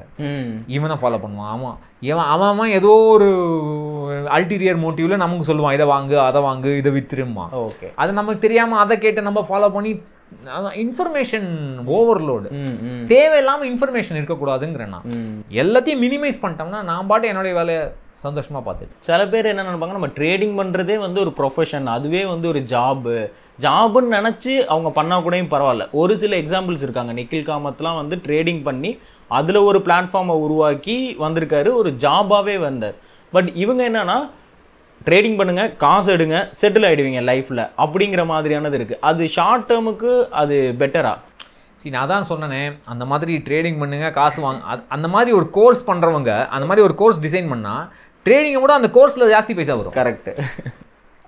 என்ன ப்ராப்ளம் ட்ரேடிங்லன்னா, அது வந்து இதே மாதிரி தான், பிஸ்னஸ் மாதிரி தான். அதை வந்து அது ஒரு இன்கம் சோர்ஸாக நம்ம ட்ரீட் பண்ணோம். ஓகே. ப்ளஸ் எனக்கு தெரிஞ்சு நான் பேசின ட்ரேடர்ஸ்க்கு யாராவது அட்லீஸ்ட் ஒன்ஸ் வந்து எல்லா பைசாவும் தோத்துட்டு திருப்பி ரெக்கவர் பண்ணவங்க தான் இருப்பாங்க. அது எவ்வளோ பேரால் ஹேண்டில் பண்ண முடியும் எமோஷனலி? அவங்க ட்ரேட் பண்ணுறதுலாம் வந்து சின்ன அமௌண்ட்ஸ்க்கு ட்ரேட் பண்ணுவாங்க. அதுதான் சொல்கிறேன், பண்ணால் பெரிய அமௌண்ட்டில் பண்ணும். எல்லா ட்ரேடர்ஸும் சொல்கிறது என்னென்னா, you need money to make money. Okay, பணம் இருந்தால் தான் பணம் வரும். சும்மா நீ 100 ரூபாய்க்கு நீ ட்ரேட் பண்ணேன்னா உனக்கு அந்த அளவு தான் ப்ராஃபிட்ஸ் வரும். கரெக்ட். நீ நிறைய ட்ரேட் பண்ணால் தான் உனக்கு ப்ராஃபிட்ஸ் அதே மாதிரி வரும். பட் அது நிறைய ட்ரேட் பண்ணதுக்கு உனக்கு காசு கிடையாது. நான் சொன்ன விட்டுரு, அது தேவையில்லாத வேலை, டைம் வேஸ்ட். அது இல்லாமல் ஆல்டர்னேட்டிவ்ஸ் எவ்வளவோ இருக்குது மணி பில்ட் பண்ணுறதுக்கு. அதுதான் நான் சொல்ல வரேனே, அந்த ஆசை தான், எப்படியாவது சீக்கிரமாக பணக்காரன் ஆனால் எல்லாங்கிற ஒரு டிரைவ் தான் இந்த மாதிரியான நமக்கு அது பண்ண முடியாதுங்கிற ஒரு மெச்சூரிட்டி வரணும். ஓகே, இப்போது மியூச்சுவல் ஃபண்ட்ஸ் எப்படி ஒர்க் ஆகுதுன்னு சொல்லுங்கள். மியூச்சுவல் ஃபண்ட்ஸோட லாஜிக் வந்து very simple. Just like insurance தான். மியூச்சுவல் ஃபண்டுங்கிறது ஒரு ட்ரஸ்ட். ஓகே. ஸோ இது வந்து நிறைய பேர் என்ன சொல்லுவாங்க, மியூச்சுவல் ஃபண்ட் பணத்தெல்லாம் எடுத்துகிட்டு ஓடி போயிடுவாங்களா அப்படின்லாம் கேட்பாங்க. இல்லை, அதோட டிசிக்னேஷன் அரேஞ்ச்மெண்ட்டே வந்து ஒரு ட்ரஸ்ட் மாதிரி. அந்த ட்ரஸ்ட்டில் வந்து நம்ம வந்து பணம் கொடுக்குறோம். ஓகே. இந்த ட்ரஸ்ட்டுக்கு ஒரு ட்ரஸ்டீஸ் இருப்பாங்க. இந்த ட்ரஸ்டீஸ் வந்து இந்த மியூச்சுவல் ஃபண்ட் மேனேஜர் வந்து இந்த பணத்தை ஒழுங்காக போர்ட்ஃபோலியோ மேனேஜ் பண்ணுறாரா, ஒழுங்காக இன்வெஸ்ட் பண்ணுறாரா அப்படிங்கிற பார்க்குறது தான் அவங்களுடைய வேலை. பார்த்துட்டு எவ்ரி குவார்ட்டர்லி வந்து செபிக்கு அவங்க ரிப்போர்ட் பண்ணுவாங்க. ஓகே. ஸோ இந்த மியூச்சுவல் ஃபண்ட் மேனேஜர் வந்து ஸ்டாக்ஸில் வந்து விற்பார், வாங்குவார், அவருடைய டெசிக்னேட்டட் பிளான் படி. மிகப்பெரிய அட்வான்டேஜ் மியூச்சுவல் ஃபண்டில் என்னென்னா, நீங்கள் சொந்தமாக ஸ்டாக் வந்து விற்றிங்கோ வாங்கினீங்கனாலும் டேக்ஸ் பே பண்ணோம். ஓகே. அதே மாதிரி இந்த போர்ட்ஃபோலியோ மேனேஜ்மெண்ட் சர்வீஸ் பிஎம்எஸ்ங்கிறாங்க இல்லையா, அதுலேயும் வந்து அவங்க போர்ட்ஃபோலியோ மேனேஜர் உங்கள் பர்சனல் போர்ட்ஃபோலியோ மேனேஜர் மாதிரி அவர் உங்களுக்காக அவர் பணத்தை மேனேஜ் பண்ணுறாரு. அங்கேயும் வந்து அவர் செல் பண்ணார்னா நீங்கள் டேக்ஸ் பே பண்ணணும். மியூச்சுவல் ஃபண்டில் அது கிடையாது. ஓகே. அவர் வந்து எவ்வளோ தடவை வேணால் ஸ்டாக்கை வந்து ட்ரேட் பண்ணலாம், உங்களுக்கு அந்த டேக்ஸ் வராது. ஓகே. நீங்கள் பணத்தை ரெடீம் பண்ணால் மட்டும்தான் நீங்கள் டேக்ஸ் பே பண்ணணும். ஸோ அதனால் உங்களுக்கு டாக்ஸேஷனும் ரொம்ப கம்மி compared to direct stock investing mutual fund. Okay. இது இல்லாமல் இந்த mid cap fund, large cap fund இதெல்லாம் எப்படி டிஃபைன் பண்ணுறாங்க? இதோடைய மார்க்கெட் கேபிட்டலைசேஷன் வந்து அதோடைய டெஃபினேஷன் வந்து price into free float stocks. அதாவது எவ்வளோ ஸ்டாக்ஸ் வந்து ஃப்ரீயாக இருக்குது, ட்ரேடிங்க்கு ஃப்ரீயாக இருக்குது. சில ஸ்டாக்ஸ்லாம் வந்து இன்ஸ்டிடியூஷனல் இன்வெஸ்டர்ஸ், அதாவது ப்ரமோட்டர்ஸ் வாங்கி வச்சுருப்பாங்க, இல்லை கவர்மெண்ட்ஸ் வாங்கி வச்சுருப்பாங்க. இதெல்லாம் வந்து ஃப்ரீயாக ட்ரேட் பண்ண முடியாது. ஓகே. எவ்வளோ ஸ்டாக்ஸ் வந்து ஃப்ரீலி அவைலபிள் மார்க்கெட்டில் into the price, share price, இதுதான் மார்க்கெட் கேப். இந்த மார்க்கெட் கேப் பார்த்தீங்கன்னா டிஸ்ட்ரிபியூஷன் பார்த்தீங்கன்னா ஒரு 10 ஸ்டாக்ஸ் வந்து லார்ஜ் மார்க்கெட் கேப் இருக்கும். எனக்கு எக்ஸாக்டாக நம்பர்ஸ் இப்போ தெரியல, ரொம்ப ஹையாக இருக்கும். அப்புறம் கடன்னு இறங்கிடும். இந்த டாப் 50 ஸ்டாக்ஸ் அதுதான் வந்து நிஃப்டி பை மார்க்கெட் கேப். இந்த நான் definition free for market capitalisation அதாவது number of freely tradable stocks, எவ்வளோ ஸ்டாக்ஸ் ட்ரேட் பண்ணலாமோ into market share price. Okay. இந்த டாப் 10 அவங்க that is Nifty 50. Okay. Top 30 is Nifty Sensex in BSE. Okay. அவ்வளோதான். அதுக்கு அடுத்த நெக்ஸ்ட் 50 வந்து நிஃப்டி நெக்ஸ்ட் 15 பேசும். ஓகே. ஸோ டாப் 100 வந்து லார்ஜ் கேப் யூனிவர்ஸ். ஓகே. இப்படின்னு சொன்னால் கூட இந்தியாவில் வந்து இம்பேக்ட் காஸ்ட்னு ஒன்று இருக்குது. இப்போது நம்மலாம் வந்து 10 ஷேர் ட்ரேட் பண்ணுவோம். மேக்ஸிமம் 25 ஷேர் 100 ஷேர் ரொம்ப ரேர் ஆகும். கம்பெனிஸ்லாம் அவங்க வந்து பல்கில் ஷேர் பண்ணுவாங்க. அவங்க 1000 கணக்கில் 10,000 1,00,000 ஷேர்ஸ் பண்ணுவாங்க. இப்போ என்ன பிரச்சனைனா 10 ஷேர் நம்ம ட்ரேட் விற்கிறோம் இல்லை வாங்குறோம்னா யாராவது ஒருத்தர் அதை வாங்கிக்கணும் இல்லை விற்கணும். அப்போ தான் நம்மளுக்கு கிடைக்கும். பட் அப்போ வந்து ப்ரைஸ் வந்து ரொம்ப டிஃப்ரென்ஸ் இருக்காது. நம்ம வந்து ஷேர் ப்ரைஸை பார்த்துட்டு நம்ம 10 ஷேர் வாங்கலாம்னு டிசைட் பண்ணால் அவன் விற்கிறவன் வந்து ஒரு ப்ரைஸ் சொல்லுவான், வாங்குறதுக்கு நமக்கு ப்ரைஸ் தெரியும். இந்த ரெண்டுத்துக்கும் டிஃப்ரென்ஸ் வந்து ரொம்ப டிஃப்ரென்ஸ் இருக்காது. இதுக்கு டிஃப்ரென்ஸ்க்கு பேர் தான் இம்பாக்ட் காஸ்ட். ஓகே. இதுவே நான் 50,000 ஷேர் வாங்குறேன்னு வச்சுங்களேன், 50,000 ஷேர் எனக்கு ஒரே லாட்டில் விற்கிறவன் ரொம்ப கம்மியாக தான் இருப்பான். கரெக்ட். அவன் வந்து வேற ப்ரைஸ் கேட்பான். இது வீடு வாங்குற மாதிரி தான். நீ வந்து 60 லட்சம் சொல்லுவா, வாங்குறவன் வந்து அதோட கம்மியாக கேட்பான், விக்ரமம் ஜாஸ்தி கேட்பான். ஸோ 50,000 ஷேர்ங்கிற போது இந்த bid and sell price difference ஆகிடும். ஓகே. நல்ல டிஃப்ரென்ஸ் வந்துடும். So large cap, mid caps, small cap stocks எப்படி நான் டிஃப்ரென்ஷியேட் பண்ணுவேன்னா, இந்த மாதிரி லார்ஜ் வால்யூம் ட்ரேடிங் நடக்கும்போது பை அண்ட் செல் ப்ரைஸ்க்கு ரொம்ப டிஃப்ரென்ஸ் இருக்கக்கூடாது. ஓகே. அந்த ரொம்ப டிஃப்ரென்ஸ் இல்லாத ஸ்டாக்ஸ்லாம் லார்ஜ் கேப் ஸ்டாக்ஸ். ஓகே. நிறைய டிஃப்ரென்ஸ் இருக்கிற ஸ்டாக்ஸ் வந்து மிட் கேப், அதை விட பயங்கர டிஃப்ரென்ஸ் இருக்கவங்க ஸ்மால் கேப். ஓகே. இதுதான் பெட்டர் வே டு டிஃப்ரென்ஷியேட் இந்த ஸ்டாக். இந்தியாவிலேயே வந்து என்ன ப்ராப்ளம்னா டாப் 10 or 15 ஸ்டாக்ஸ் மட்டும்தான் இம்பேக்ட் காஸ்ட் ரொம்ப கம்மியாக இருக்கும். அதாவது இந்த ப்ரைஸ் டிஃப்ரென்ஸ் வந்து ரொம்ப கம்மியாக இருக்கும். அதாவது நான் சொல்கிறது லார்ஜ் டிரான்சாக்ஷன்ஸ். HDFC ஷேர்லாம், ரிலையன்ஸ் இண்டஸ்ட்ரீஸ்லாம் வந்து ஸோ ஆல்மோஸ்ட் கேஷ் மாதிரி. ஓகே. 50,000 ஸ்டாக்ஸ் ஈஸியாக விற்கலாம் ஒரு நாளைக்கு. வேறாஸ் நீங்கள் நெக்ஸ்ட் 50ல் நிஃப்டி நெக்ஸ்ட் 50ல் ஏதாவது ஒரு கம்பெனி எடுத்திங்கன்னு வச்சிங்களேன், யுனைடெட் இந்தியா நினைக்கிறேன், ஏதாவது ஒரு கம்பெனி அந்த மாதிரி ட்ரேட் பண்ணுறது கஷ்டம். பிட் ப்ரைஸ் டிஃப்ரென்ஸ் ஆகிடும். அப்போ டிஃப்ரென்ஸ் இருக்கும்போது நான் லாஸில் தான் விற்க முடியும், இல்லை லாஸில் தான் வாங்க முடியும். ஸோ உங்களுக்கு அடிஷ்னல் லாஸ் வந்துடுது. இந்த லாஸ் வந்து மார்க்கெட் ஃபோர்ஸ், டிமாண்ட் சப்ளைனால. இது வந்து இந்த லாஸ் வந்து கமிஷன்னாலேயோ இல்லை ஃபீஸ்னாலேயோ போகல, ஜஸ்ட் மார்க்கெட் ஃபோர்ஸ்னாலேயே உங்களுக்கு போகுது. So mid cap stocks, small cap ஸ்டாக்ஸில் என்ன ப்ராப்ளம்னா இந்த டிஃப்ரென்ஸ் இருக்கிறதுனால உங்களுக்கு வந்து ஃப்ளக்சுவேஷன்ஸ், ப்ரைஸ் ஃப்ளக்சுவேஷன்ஸ் ஜாஸ்தி இருக்கும். ஏன்னா ஏதாவது ஒரு நெகட்டிவ் நியூஸ் மார்க்கெட்டில் வந்தாலோ இல்லை பாசிட்டிவ் நியூஸ் மார்க்கெட்டில் வந்தாலோ வாங்குறவங்க வந்து நிறைய பேர் இருப்பாங்க விற்கிறவங்களோட, இல்லை ஆப்போசிட். பேட் நியூஸ் வந்தால் விற்கிறவங்க நிறைய பேர் இருப்பாங்க. ஸோ அவங்க விற்கிறவங்க நிறைய பேர் இருக்கும்போது அவங்க லாஸ்ட்டில் தான் விற்றானும். நான் எனக்கு வேணாம் இந்த ஸ்டாக்குன்னு சொன்னால் நீ லாஸ்ட்டில் விற்கிறியன்னா ஓகே நான் வாங்கிக்கிறேன். ஓகே. ஸோ இப்போது மிட் கேப் ஸ்டாக்ஸில் என்ன ப்ராப்ளம்னா ப்ரைஸ் வந்து கண்ணா அப்படின்னா ஃப்ளக்சுவேட் ஆகும். ஸ்மால் கேப்பில் அதை விட ஃப்ளக்சுவேட் ஆகும். ஓகே. லார்ஜ் கேப்பில் அவ்வளோவா ஃப்ளக்சுவேட் ஆகாது. ஸோ இதுதான் பேசிக்கான டிஃப்ரென்ஸ். பயங்கரமான கிளாரிட்டியான answer sir. Thank you for this one. இது இல்லாமல் இப்போ நான் என்னோடய இன்வெஸ்ட்மெண்ட்டில் இன்னொன்று வந்து நார்மல் பீப்புளாக பண்ணுறது என்னென்னா, நல்லா தெரிஞ்சவங்க பாண்ட்ஸ் போவாங்க, கவர்மெண்ட் பாண்ட்ஸாக இருக்கட்டும். இப்போ வந்து எனக்கு தெரிஞ்சு நிறைய கோல்டு கான்செப்ட் இருக்குது. அதில் வந்து கவர்மெண்ட் இம்ப்ளி பண்ண ஒரு நல்ல விஷயம் என்னென்னா கோல்டு பாண்டு. ஏன்னா நம்மக்கிட்ட கோல்டு இல்லை, KGFல மட்டும்தான் இருக்குது. மற்ற இடத்துல வந்து நம்ம அதை வாங்குறதுக்கான டேக்ஸு, இந்த மாதிரி ஒரு பெரிய கோல்டு கான்செப்ட் இருக்குது. நீங்கள் வந்து கோல்டில் இன்வெஸ்ட் பண்ணுறதை ப்ரிஃபர் பண்ணுவீங்களா? இந்த கோல்டு பாண்டு இதை எப்படி டிஃபர் பண்ணுறது? கோல்டே வேணாங்கிறேண்ணா. ஓகே. அம்மாவுக்கு கோல்டு ஜுவல்ஸ் வாங்கி கொடுக்குறியா, வாங்கி கொடு. பட் அதோட இது வந்து இன்க்ரீஸ் ஆகிட்டே தானே சார் இருக்குது, இதுவரையும் டவுன் ஆனதே இல்லையே. அதே மாதிரி தானே. இல்லை நீ அப்படி பார்க்கக்கூடாது. ஓகே. வந்து ரோலிங் ரிட்டர்ன்ஸ்னு ஒரு கான்செப்ட் இருக்குது. அதாவது ஒரு 5 இயர் ரிட்டர்ன்னா 5 இயர் எல்லா 5 இயர் விண்டோஸ்லேயும் நீ அந்த ரிட்டர்னை பார்க்கணும். ஓகே. இப்படி பார்த்தோன்னா கண்ணா அப்படின்னா ஃப்ளக்சுவேட் ஆகும். ப்ரைஸ் வந்து ஆக்சுவலாக கோல்டோடைய ப்ரைஸ் வந்து ஸ்டாக் மார்க்கெட் அளவுக்கு வாலடைல். ஸ்டாக் மார்க்கெட்டில் எவ்வளோ இறக்கம் இருக்கோ அதே அளவுக்கு கோல்டும் வாலடைல். இன்னொரு ப்ராப்ளம் என்னென்னா 90s 2000s INR, அதாவது USD INR எக்ஸ்சேஞ்ச் ரேட் வந்து கண்ணாப்பின்னான்னு இன்க்ரீஸ் ஆச்சு. அப்போ ஏன்னா 90s தான் நம்ம எக்கானமி ஓப்பன் ஆச்சு. ஓகே. எனக்கு நல்லா ஞாபகம் இருக்குது, ஒரு நாளைக்கு 17 ரூபா ஒரு டாலர் இருந்தது.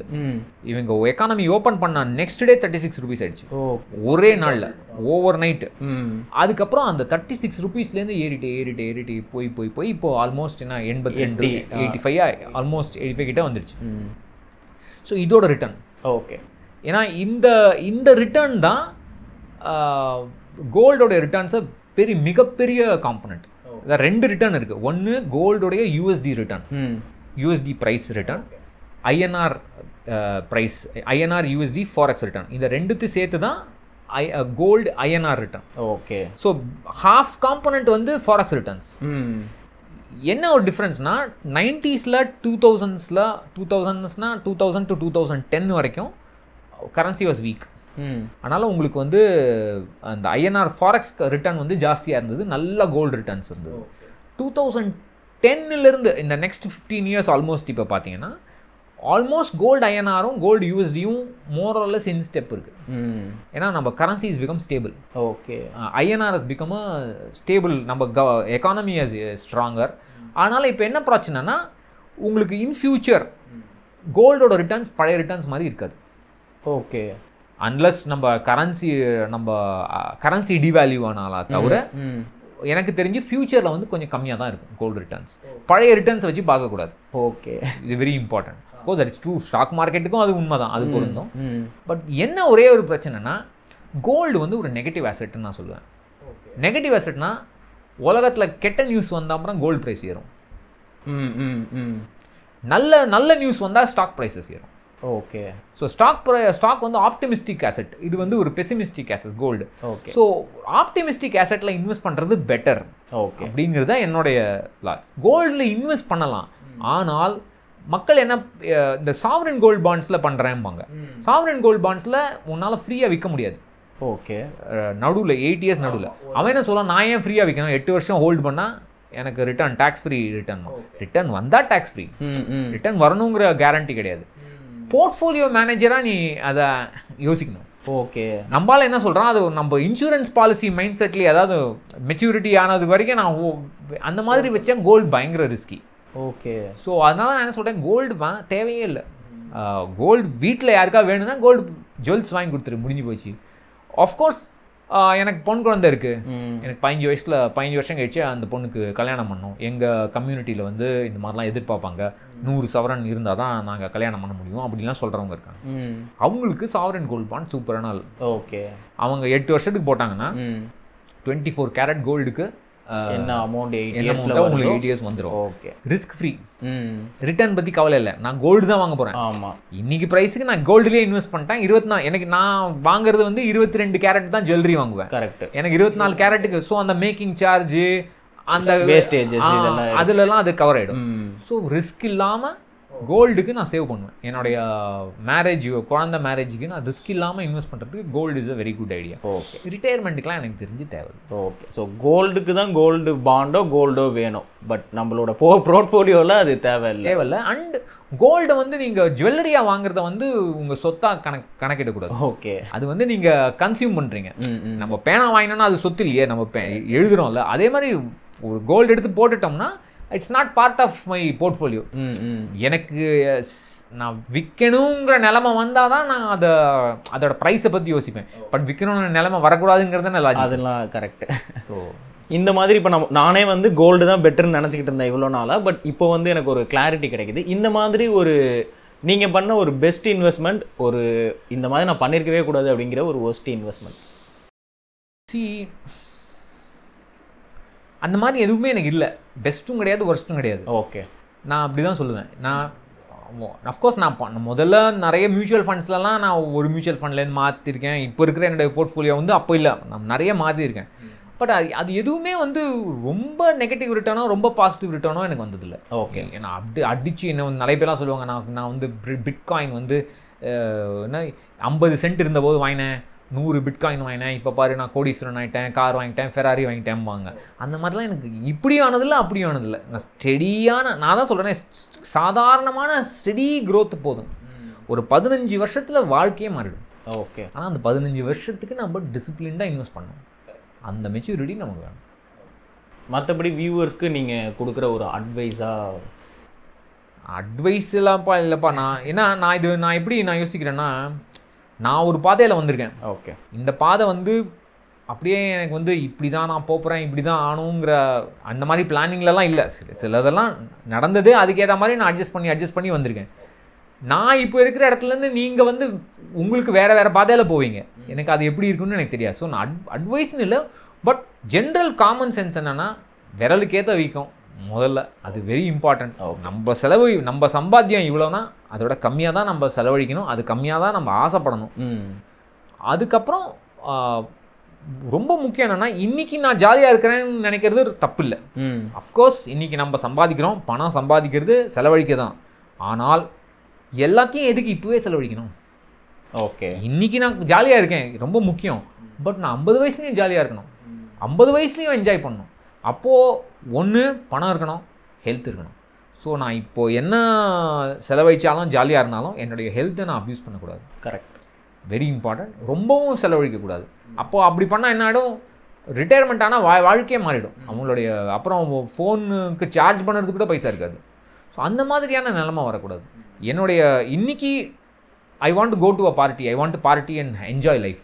அதே டெம்பர்மெண்ட் லைஃப் லாங்காக இருக்கணும். நான் இன்றைக்கி எவ்வளோ என்ஜாய் பண்ணுறேனோ வாழ்க்கை பூரா நான் அதே என்ஜாய் பண்ணுங்கிற ஒரு மனநிலை இருந்தால் ஒரு பேலன்ஸ் ஈஸி. அதுதான் ப்ராப்பர் ரிட்டையர்மெண்ட்டு கூட பிளான். கரெக்ட். ஓகே சார், ரொம்ப தேங்க்யூ சார், உங்கள் டைம் கொடுத்து. தேங்க்யூ. இந்த கொஸ்டின்ஸ் இவங்க பீப்புள் என்ன கொஸ்டின்ஸ் கேட்குறாங்க அப்படிங்கிறத வச்சு இன்னும் நம்ம ஃபர்தராக பாட்காஸ்ட் பண்ணுவோம் சார். உங்கள் டைம் கொடுத்து இவ்வளோ தூரம் இவ்வளோ நாலேஜ் ஷேரிங் கொடுத்ததுக்கு ரொம்பவே தேங்க்யூ. தேங்க்யூ. தேங்க்யூ.